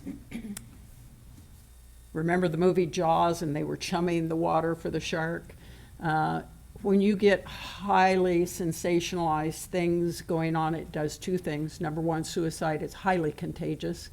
But number two, it brings out all the people wanting to do something about it. And so the water gets a little bit muddy. But there are a lot of initiatives out there. There has been an exponential growth in these retreat-based programs that people can go to. There are some truly excellent ones that are out there, and many, many of them are now covered under the individual's health insurance, which is a great benefit, particularly when you have someone that is at risk of suicide or that has been diagnosed with PTSD, because it's very specialized treatment. Thank you. Thank you. Any other questions from the committee members? I have questions. I'm mildly frustrated. I feel a little ill-prepared. I wish I had a lot of this information beforehand. So I will do my best to ask something logical. The picture you painted was bleak for mental health. I'm really actually having trouble squaring the dotted lines on where this is in relationship to the culture of San Rafael's police department. So I learned, I turned it on. Those numbers are scary numbers. Those numbers have always been higher among our military personnel and among our first responder personnel, always been higher than the general population. So notably so that in 2020, the state of California passed a workers' compensation law that said a claim of stress injury among first responders was a presumptive on-the-job injury. That's really quite a remarkable law to have on the books. Now it sundowns January 1st of next year, and we'll see what the legislature does with it. But what it did was open the door to treatment. Now, here's what I'm going to tell you. I work intimately with these people. I've been treating police officers for 38 years.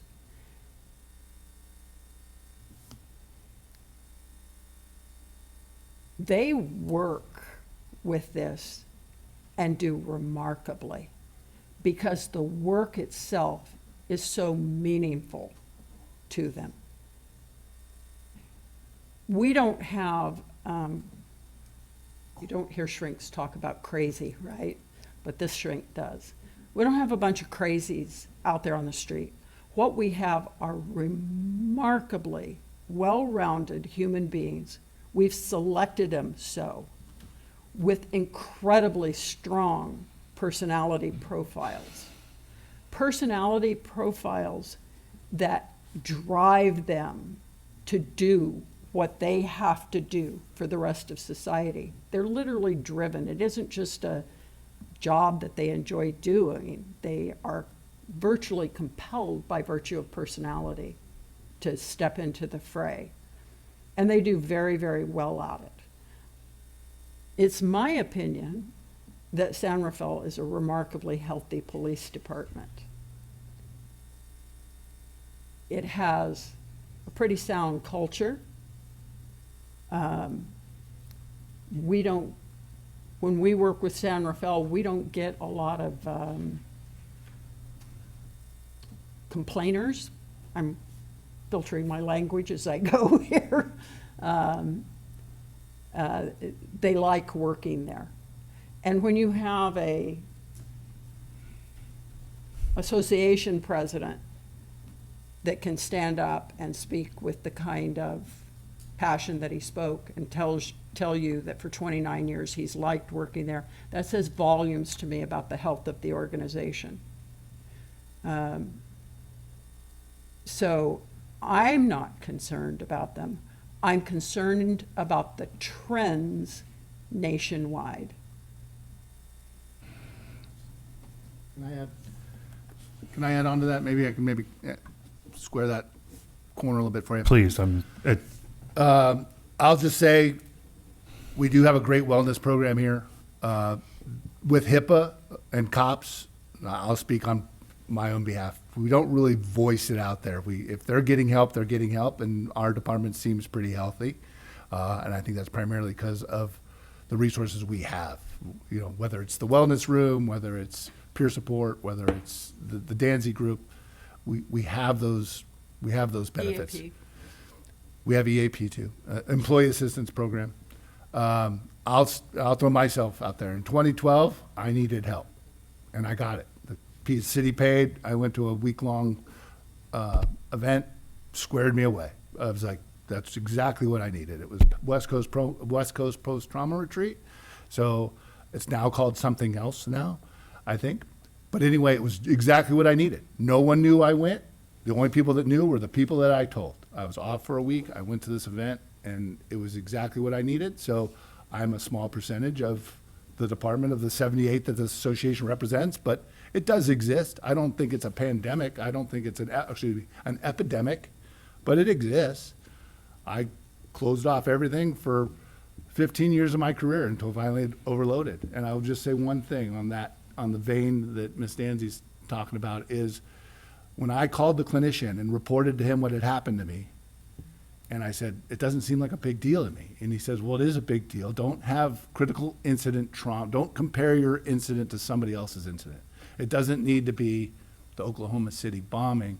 It could be what you're having. You're going through this event. And that really framed it up. And it was, to me, it was a big event, but in comparison to what I just said, it wasn't. But it affected me in that way, and it just runneth over. And it just takes reaching out to get that help, I guess is what I'm trying to say.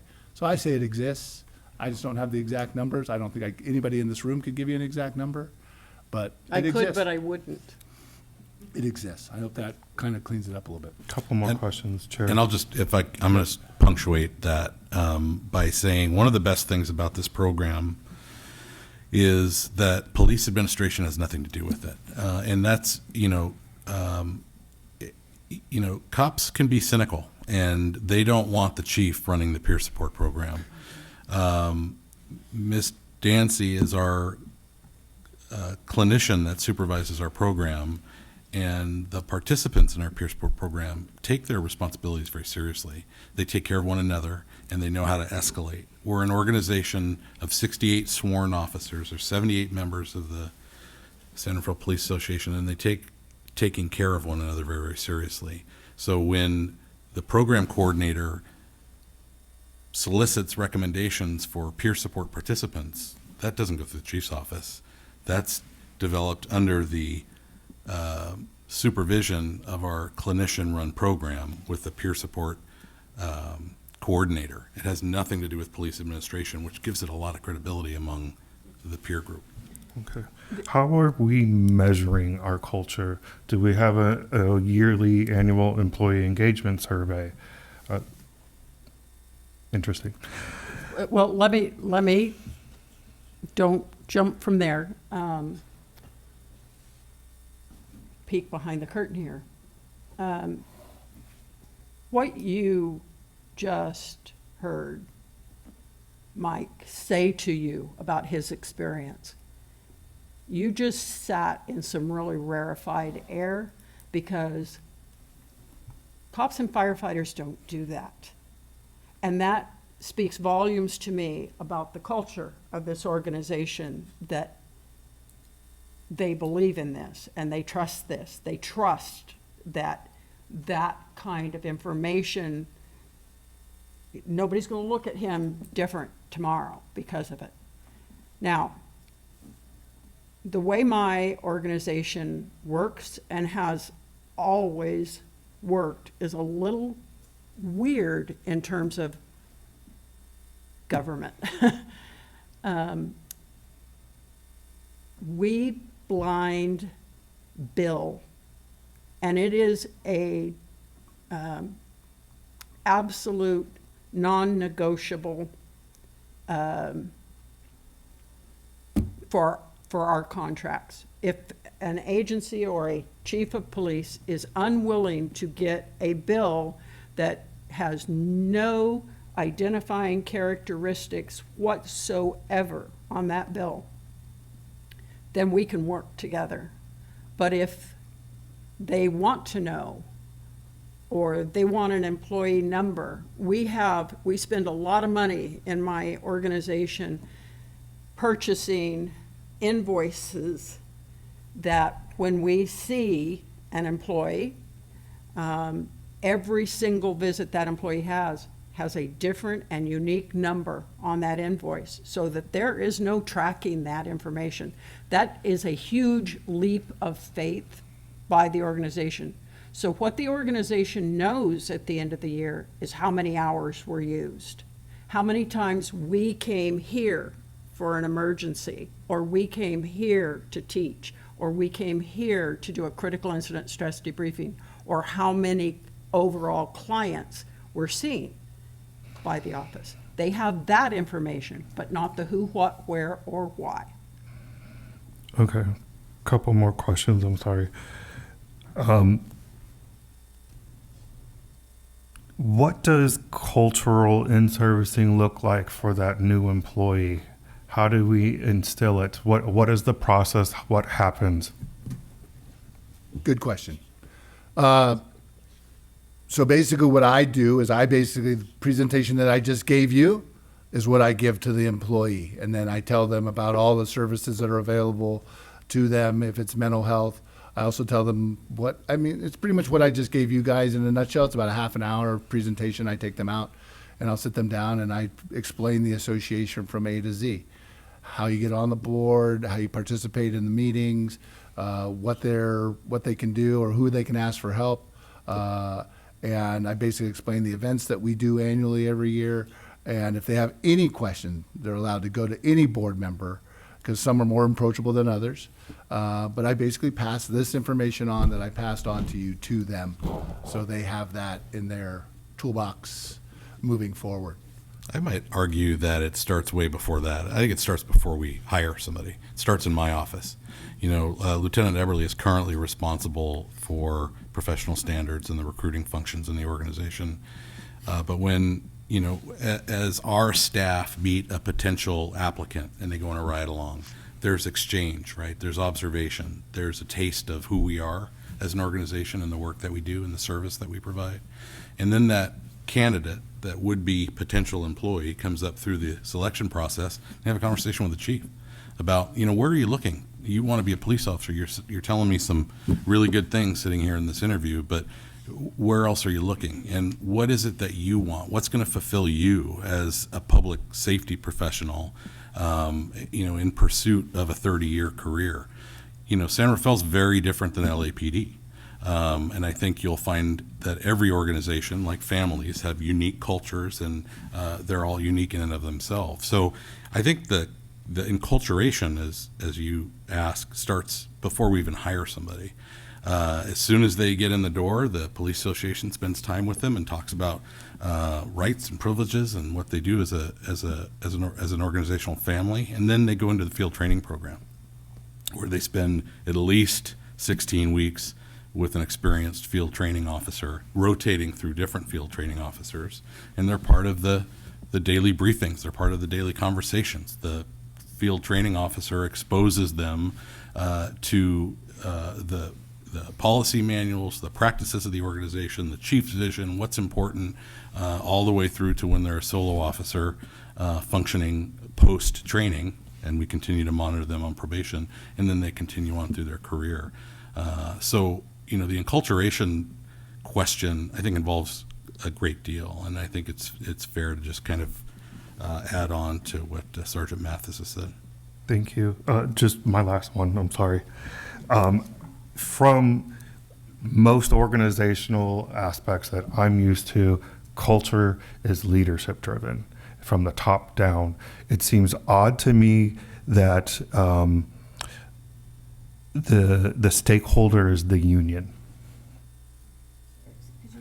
the stakeholder of maintaining culture and servicing culture is coming from it's a union-driven perspective. I think the police union is absolutely a stakeholder, but I don't think they're the only stakeholder. You know, the leadership team of the organization includes 9 sergeants, 4 lieutenants, 2 captains, myself, support service, professional staff member, non-sworn, I don't like that non-sworn term, but a support services supervisor, and that leadership drives culture. The informal leaders who provide that on-the-ground training when a new member comes into the organization, those field training officers, they drive culture. I think culture, the stakeholders in terms of cultural impact exists at many levels, not just the union. We invited Sergeant Mathis to punctuate Ms. Dancy's presentation this evening to give you a personal flavor of San Rafael PD. Okay, thank you. Thank you. Do we have any other questions? Yes. Question and later discussion. Right now, question. Questions? Yes. That's why Please. I was waiting. Okay. Thank you. My question is, as far as HIPAA and your comments about the anonymity procedures that you employ, how do you handle if there is an individual or several individuals who are repeatedly requiring services and perhaps maybe whatever the need is has escalated? How are they managed? Are they referred? Is it reported that James Brown is here, has been asking about killing himself? I'll just use that, killing himself 3 times. What happens with basically a repeated problem that is increasing? Okay. It's hard to do that. It's not natural. It is not natural.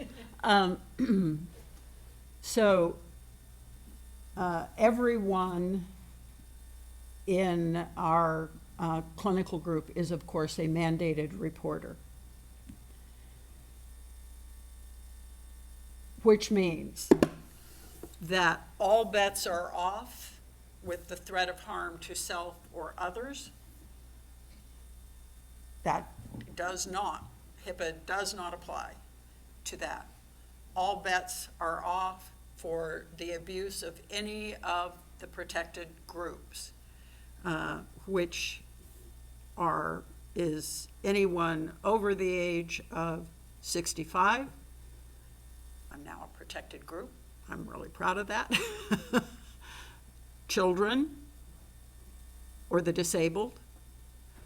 And there is a third category of exception to privilege, and that is if the individual themselves in some way treats the information as not confidential. And the best example I can, The individual is treating. the person being treated treats the information as not confidential.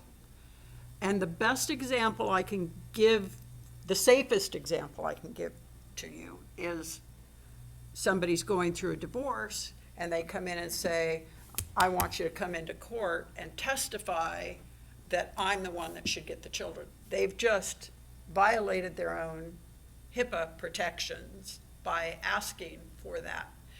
But another place where that applies is in workers' comp.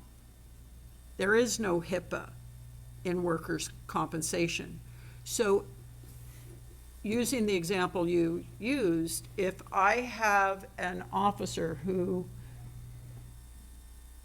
a client who continues to struggle and isn't improving or in fact is deteriorating, and they make the decision, we don't make that decision for them, that they are going to file a workers' compensation claim for their injury, they no longer have privilege associated with their treatment.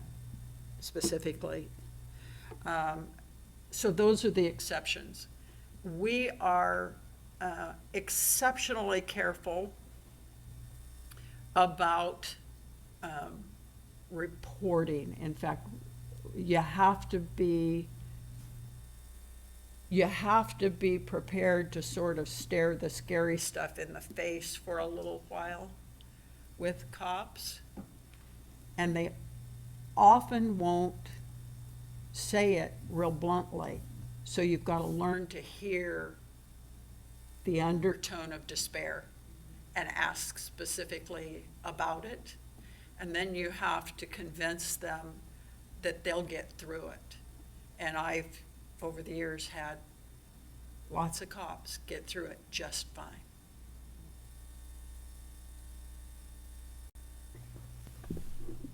Thank you. Any other questions? I have very short questions, very short ones. I'll try. I know. Ask for short answers. Short answers, yes, please. I know you're a clinicians, right? Yes. Just to clarify, okay. Does San Rafael BD have like an outreach specialist? What does that mean? Good questions. Like someone who dressed like a civilian.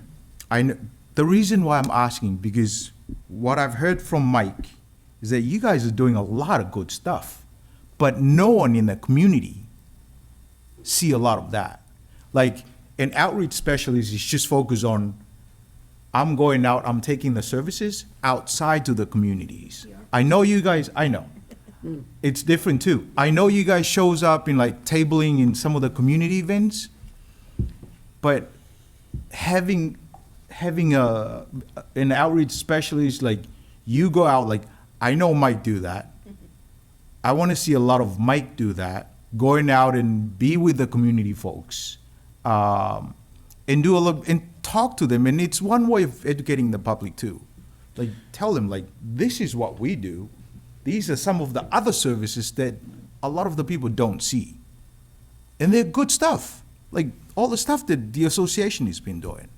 And that's the reason why I'm asking if you guys have like an outreach specialist, maybe the So chief. if I understand your question, I would say much like crime prevention, we're all outreach specialists. You know, we all have public contact with our community every day. I think every public interaction between a member of the San Rafael Police Department and the San Rafael community is an opportunity to build trust, to inform, you know, what we do as an organization. If I understand your question to be, you know, talk about the things that we do, the things that we are, the services that we provide, if I'm understanding that correctly, that's the responsibility of everybody in the organization. Of everyone. Okay. That's fire. Doing his job. What about a social media specialist? Just to, yeah, you guys have a person, right? Yeah, we do. We have a Okay. team.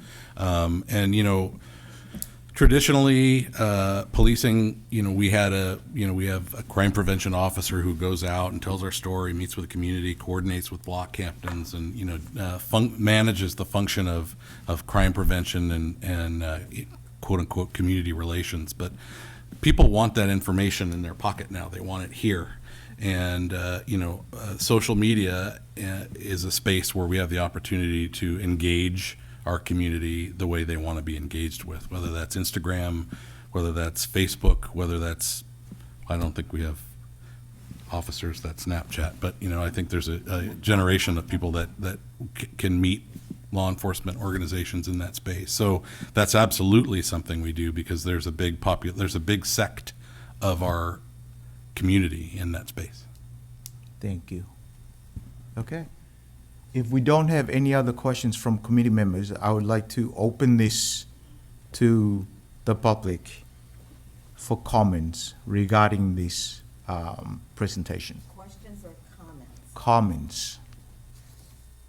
And if you do have questions, it's fine.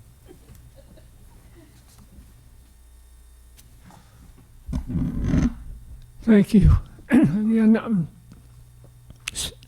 Steve Bingham, San Rafael, and I'm going to try to talk faster than I usually do because I'm really frustrated with what happened. I appreciate Daniel's question about not having materials, and the agenda item really here was how does the police department deal with mental health issues of its officers?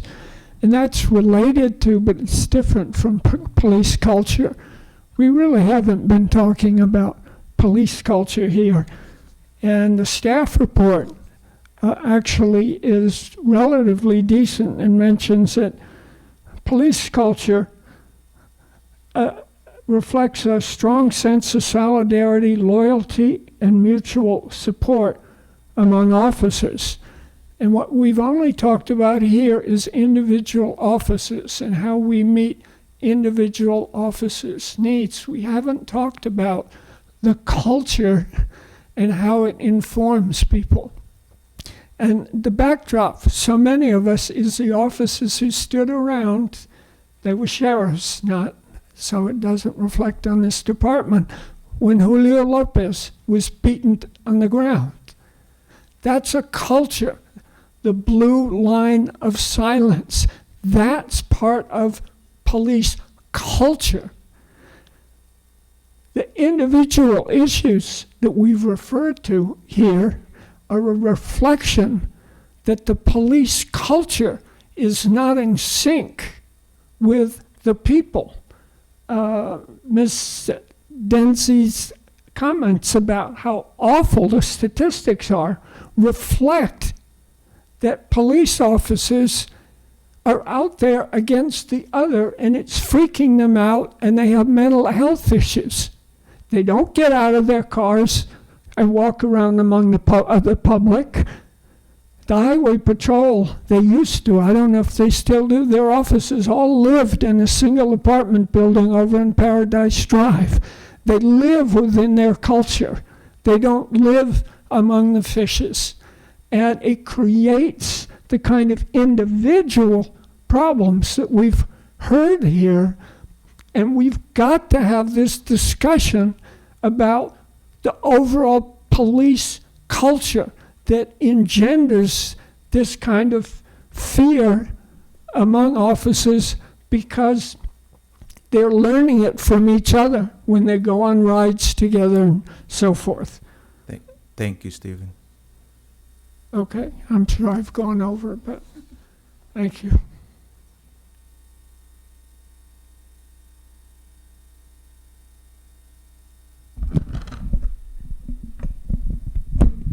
Sí, pienso que gracias Daniel por la pregunta que fue más relativo al tema que tiene que ser sobre la cultura. Thank you, Daniel, for asking that question, making light of the fact that what we need to discuss is more related to actual police culture. Y por ende yo pido de que se haga otra reunión específicamente sobre lo del tema que está aquí en esta agenda y para aclarar más y entrar más a fondo sobre el tema. Gracias. So what I'm asking for is that maybe we have a specific agenda to talk specifically about this topic and what it involves and how it affects everybody. Thank you. Thank you. Any other comments? Please come forward.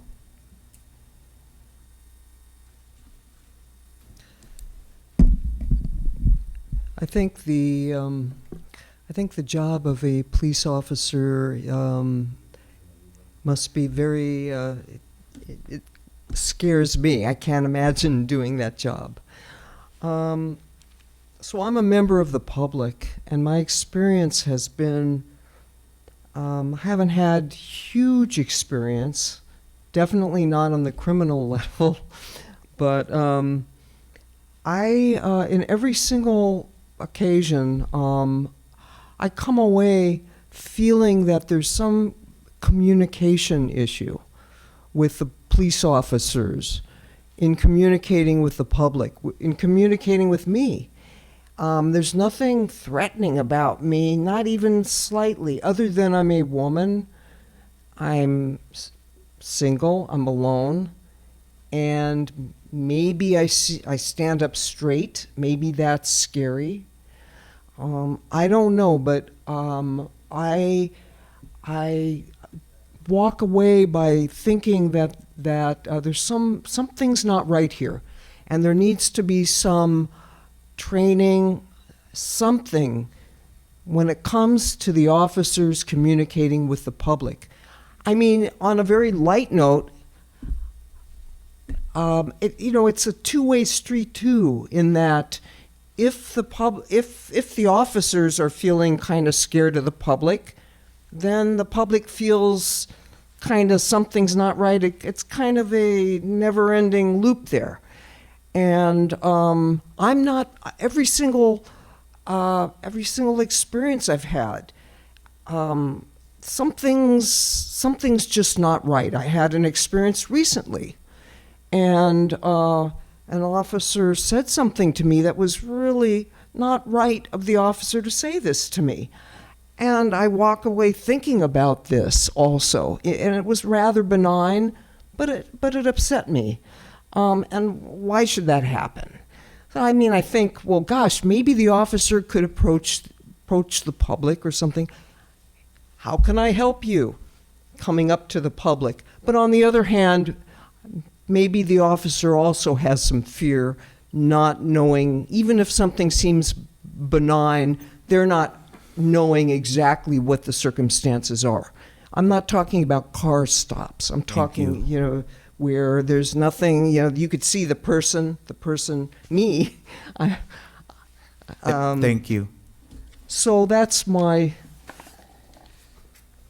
think that communication really is needed. Thank you. Thanks. Ramo?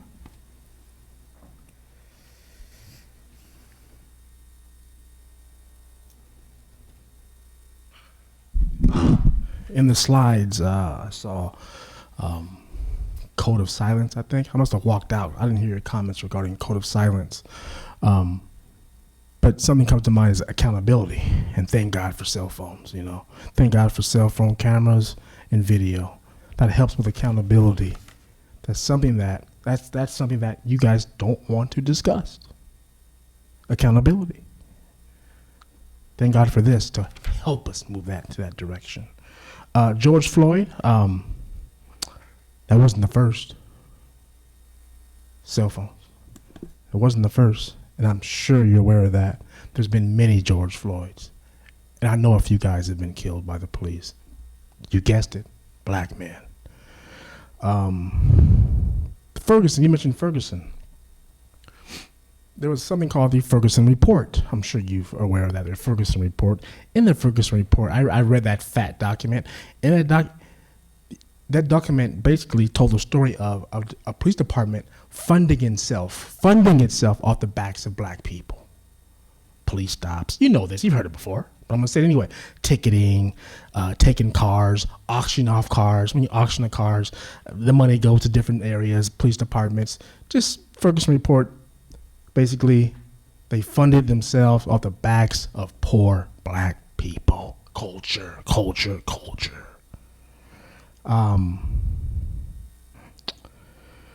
You mentioned betrayal. Something very important. You mentioned betrayal regarding officers. My last comment. Officers arresting people.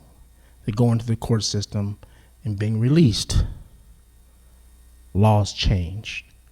But what you won't discuss, I highly doubt it, is why were laws to change? Because the prison system, what does it look like? Miss Kamina knows this. Miss Kamina is a friend of mine, a great woman, but you're part of one hell of a system.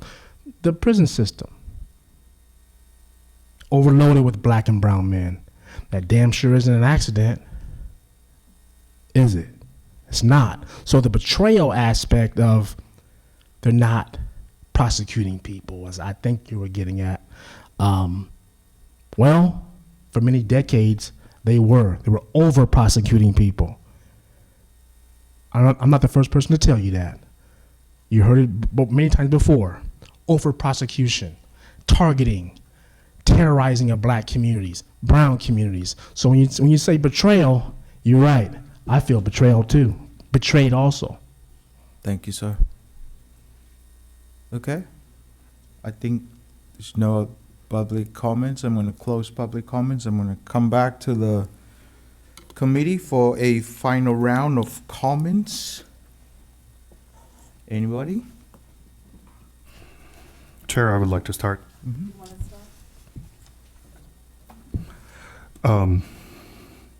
Thank you both for your insightful presentation. I appreciate your time and all the effort that was put into it. I feel very informed. With that, I'm going to express my frustration. I really wish I had Beth's material ahead of time. There was references to many, many things in there, lots of studies. I like to be well prepared prior to here so I can formulate my questions, and I was not offered that opportunity. And my frustration is high. I want to be prepared, and I feel like I don't have the tools in front of me to ask informed questions. I don't understand or see where all of this mental health issues is really directed to what our ask was as a committee about the police culture. I'm still having a tough time squaring all of that together, and I don't think at the end of the presentation it put it together for me. Hopefully we can revisit this in the future so it can be put together for me so I can understand where the mental health issues are dealing with directly in our community and the culture of this police department. I'll leave it at that. If I do have one recommendation, I think we should be operating like any other organization in measuring our culture with an anonymous yearly employee engagement survey. I don't think we could have any idea of what our culture is without anonymously engaging with our employees and getting what their pulse point is. I think we're just living off of ideals and not really understanding where we're at. Thank you. Thank you, Member Elm. Comments? I don't have a comment, just thank you for your presentation. It's very helpful information. Thank you. Thank you, Member Nguyen. Thank you for your presentation.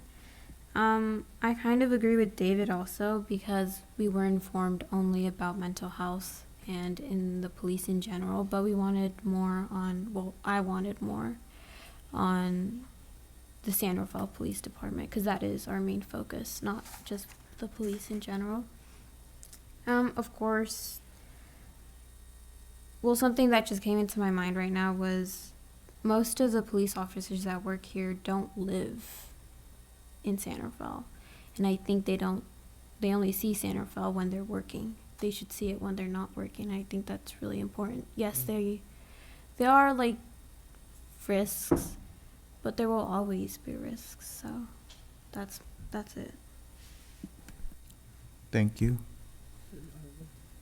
Vice Chair. I want to thank you both again. I want to also thank Sergeant Mathis for modeling as the president of your association that it's okay to ask for help. Someone who has a PhD in psychology, I know the first step in getting help is first owning it and just getting it. So I applaud you for doing that. I speak for myself. I see my role here, as the gentleman said in the back, is to hold the police accountable, to advise, but I think also to create connection with our community, with our citizens of San Rafael.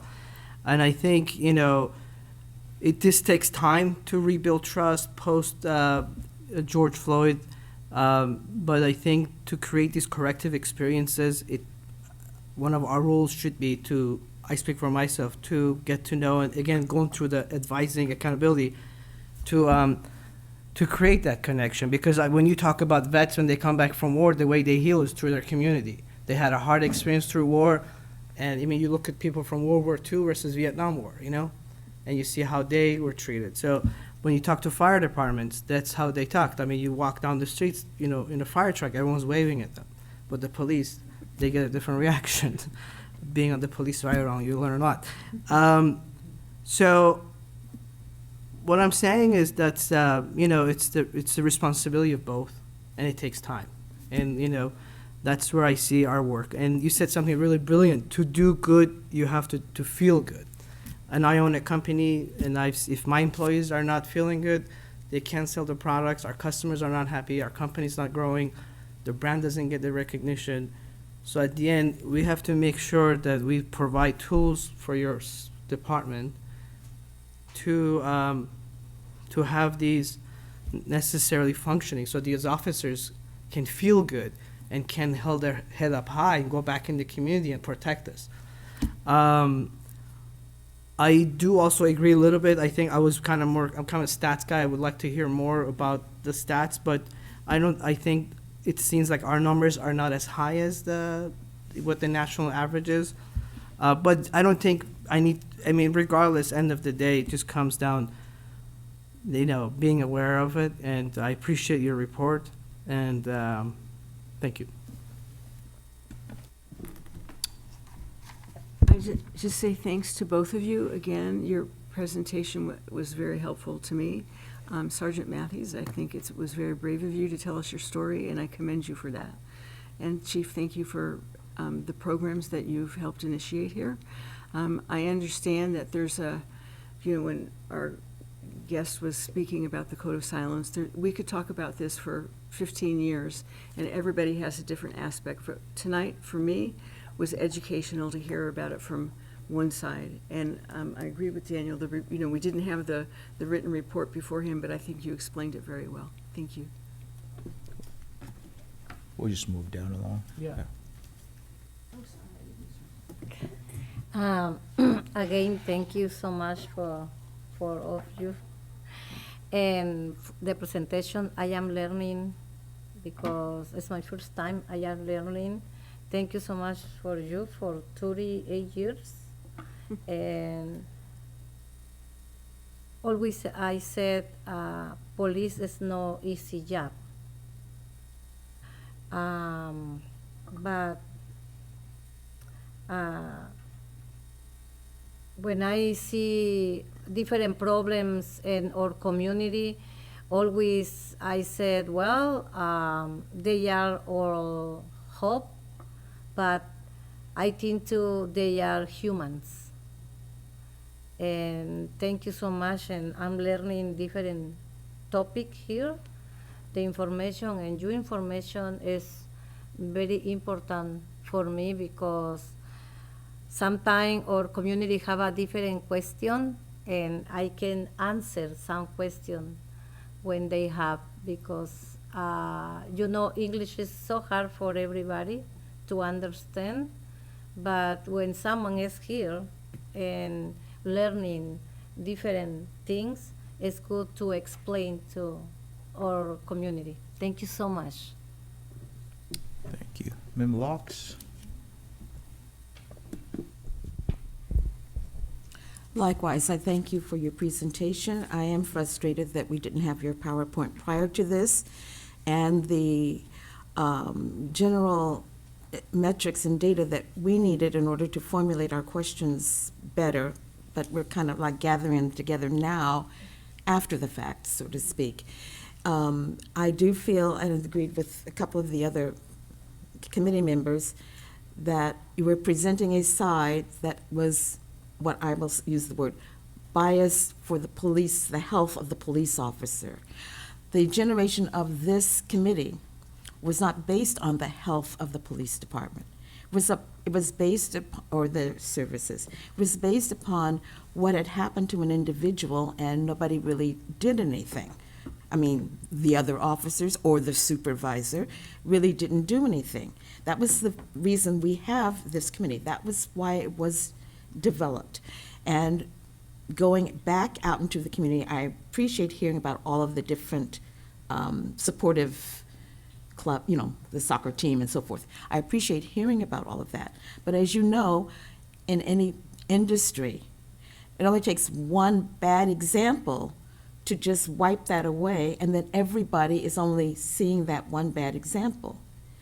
But it wasn't just the bad example. It was how nobody responded to that bad example, which is the culture, to not have said, stop, wait, hold it, let me help. I'm from the medical background. I didn't see help for the gentleman, Mr. Lopez. That's why we're here, for Mr. Lopez incident. There wasn't help for him. There was giggles and so forth, you know, kind of, I mean, I would just say like, you know, another notch on my belt kind of a thing in the way the guys were talking. And I did ask a question on one of my drive-alongs. That question was, when you have a team of folks and there is a threat, you know, the object that they're there to go out and take care of this particular situation, why does it require 12 bullets, 16 bullets? You know, a baseball team of 9, they call the ball. Or otherwise they'd all run into each other to catch the ball, right? I'm not saying somebody to say, Joe, I'll get this. But I'm feeling like there's this automatic response that doesn't take into consideration critical thinking, which I've shared with my friend multiple times, about critical thinking. If Joe is shooting, I don't also have to pull out my gun and shoot also. And those are the issues that we want to discuss. Those are the areas that we want to see this well-documented but theoretical, you know, the staff report, you know, how it was organized. We want to know, okay, this is what we have in place. Has it improved anything? Are there fewer complaints? Are people having less trauma?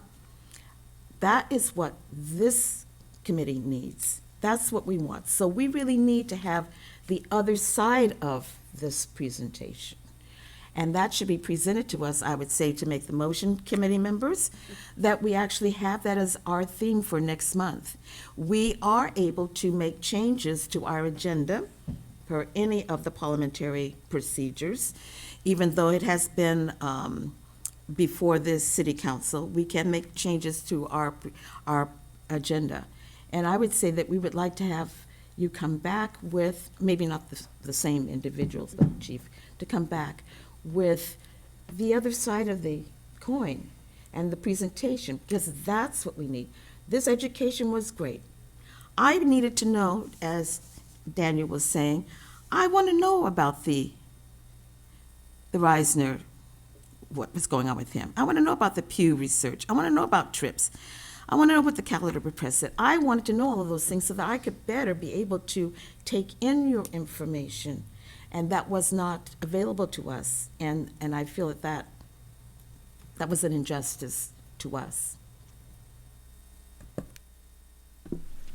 Thank you. I want to round this last round of comments. It's not easy. Thank you. Thank you both. It's not easy for you guys on your side. It's not easy for the public. It's not easy on us because we're trying to bridge what you guys have and the concern from the public. We want to be not biased. We want to be neutral because we want to connect these sides, like the vice chair was talking about. I'm thinking, picture the coins. There's one side head, tail. They won't see each other eye to eye, you know? One side, yes, we can do whatever we want. The other side will do the same. Our job is to make sure that those two connect. It's a lot of work, you know? I'm sure, like, maybe we can bring this back, but that, you know, we'll see the staff and the committee. We'll take a look at it and see what happened. But overall, thank you. You know, we'll take it. We'll look at it. There's a lot of work to do. Thank you. If I may, through the chair, Yes. just wanted to acknowledge that we will be posting the presentation after the meeting so that the public will have the benefit of that. And I also want to acknowledge the presentations as well. They're very comprehensive in the work of the Police Officers Association and just the outreach they do beyond their work day to day as officers.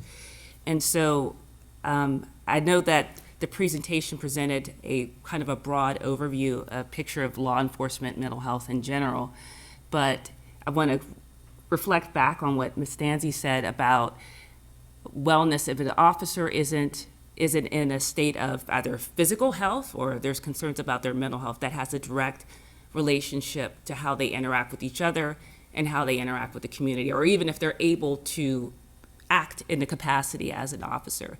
So I understand we're talking about individuals and the resources that may be available to them, but that culture around vulnerability, around peer support, around empathy, and I understand Member Locke's comments about the incident with Mr. Lopez, but could you imagine an organization that didn't have that?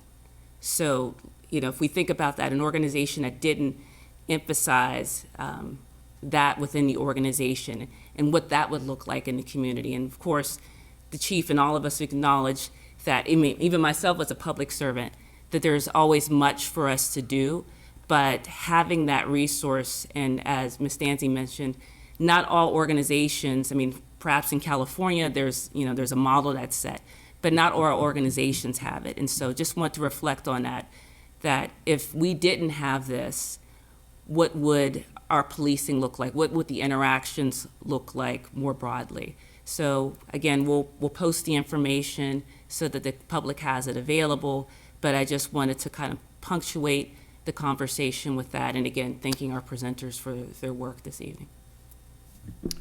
Thank you, guys. We're gonna move along with staff. Any staff report? Yes. I got a theme that you wanted statistics. I will give you some statistics.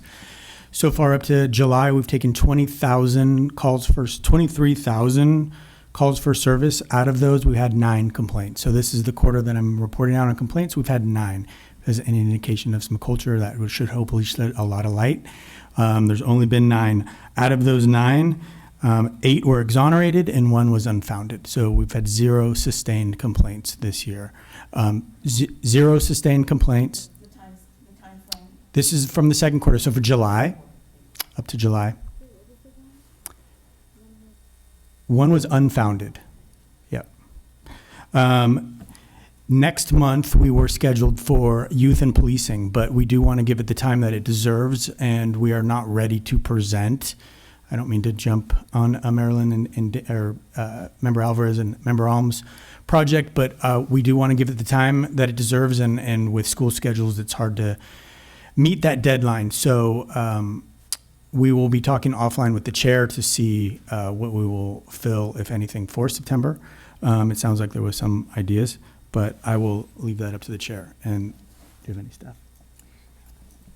Oh, the only report, I'm sure that many of you were participants in National Night Out, which was a major success. And so I just want to acknowledge the work from the police department, as well as the fire department and elected representatives, and of course, members of the PAC that participated in National Night Out. That was on August 5th.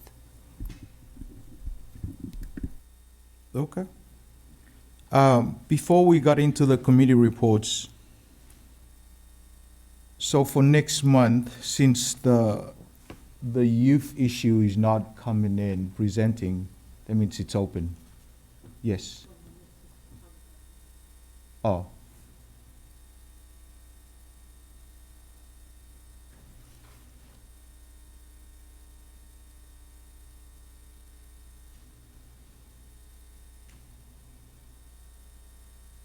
Good. Okay. So for next month. Entonces, para el próximo mes. Oops. Sí. Sorry.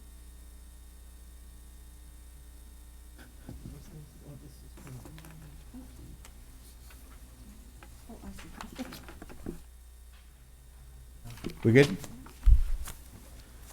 Okay. So since the youth is not presenting next month, we have an open. We do have it open. I just want to remind you, if you want something completely different, it might take a lot of time. If you want to talk about culture, we can definitely talk about it offline so we get a better understanding of what you want, because it sounds like there might be multiple definitions of culture, and we could definitely talk offline, and I could pull some members, and that might be something that, depending on the different definitions of culture, we bring back in 2026. I can't make any promises that we'll have.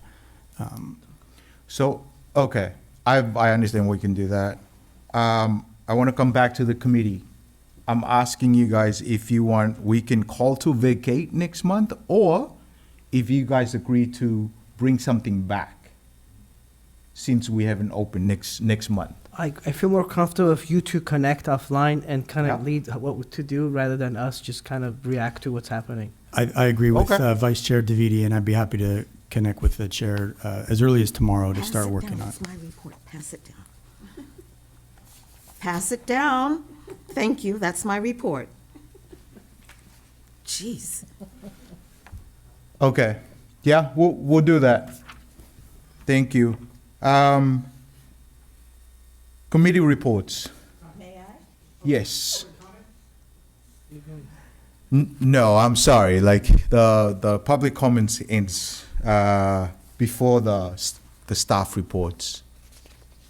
We do want to acknowledge, and I just want to say thank you for being here, though, and your contributions. No, I'm sorry. Yes, I'm going to come back to committee reports, and I know you want to start. Yes, thank you. Well, I passed out the NACOL is having a regional meeting here in the Bay Area, and it's August 27th and 28th. And in the past, in one of our communications about the kinds of training and so forth that we wanted, that was put forth by both Paula and Daniel, was the possibility coming from the policing's, our department's funding, to reimburse anyone who was going to be going to this. But I wanted to let people know that it is happening, and people can still register to go. And I believe it was $150 for the 2 days. There is lunch provided and snacks and so forth. And I think it's a valuable opportunity, and I've already registered. So it's on the back page, says where it is. Yeah, I'll turn it over. The location is 1800 Market Street in San Francisco at the LBGT Community Center. And it's all days from 9 to 5, 9 to 5.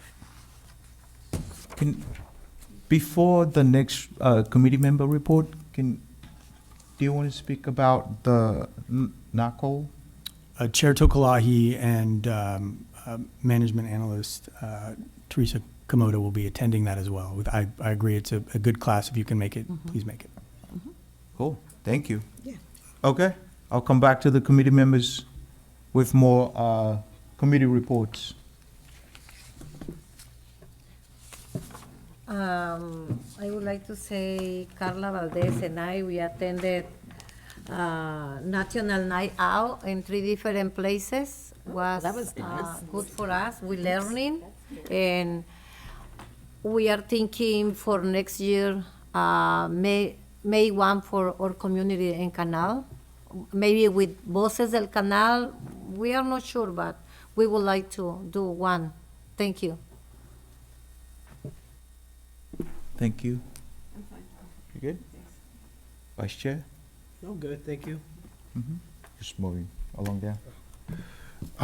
Thank you. I participated in National Night Out. I missed you. I had to dip out a little bit early from my neighborhood event. I always appreciate that every year that West End, we host a National Night Out. We did a ice cream social, and actually was well attended this year. I also want to call attention, I attended last Monday's city council meeting in support of the e-bike ordinance, and it passed. We were the last city to pass one. I'm very passionate about traffic safety within our community. I do want to call out my very good friend, Dr. John Ma. He's been very instrumental in driving that home within our county and getting the traffic safety dashboard up with the county. He was the principal driver of all of that, and influencing Damon Connolly in getting that assembly bill passed.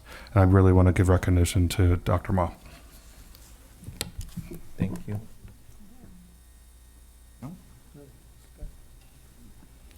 I had a ride along. I've also been attending the Youth and Policing Project meetings, which is a work in progress. That's all. Cool. All right. Thank you. I have nothing, so meeting adjourned. 8:40. Thank you.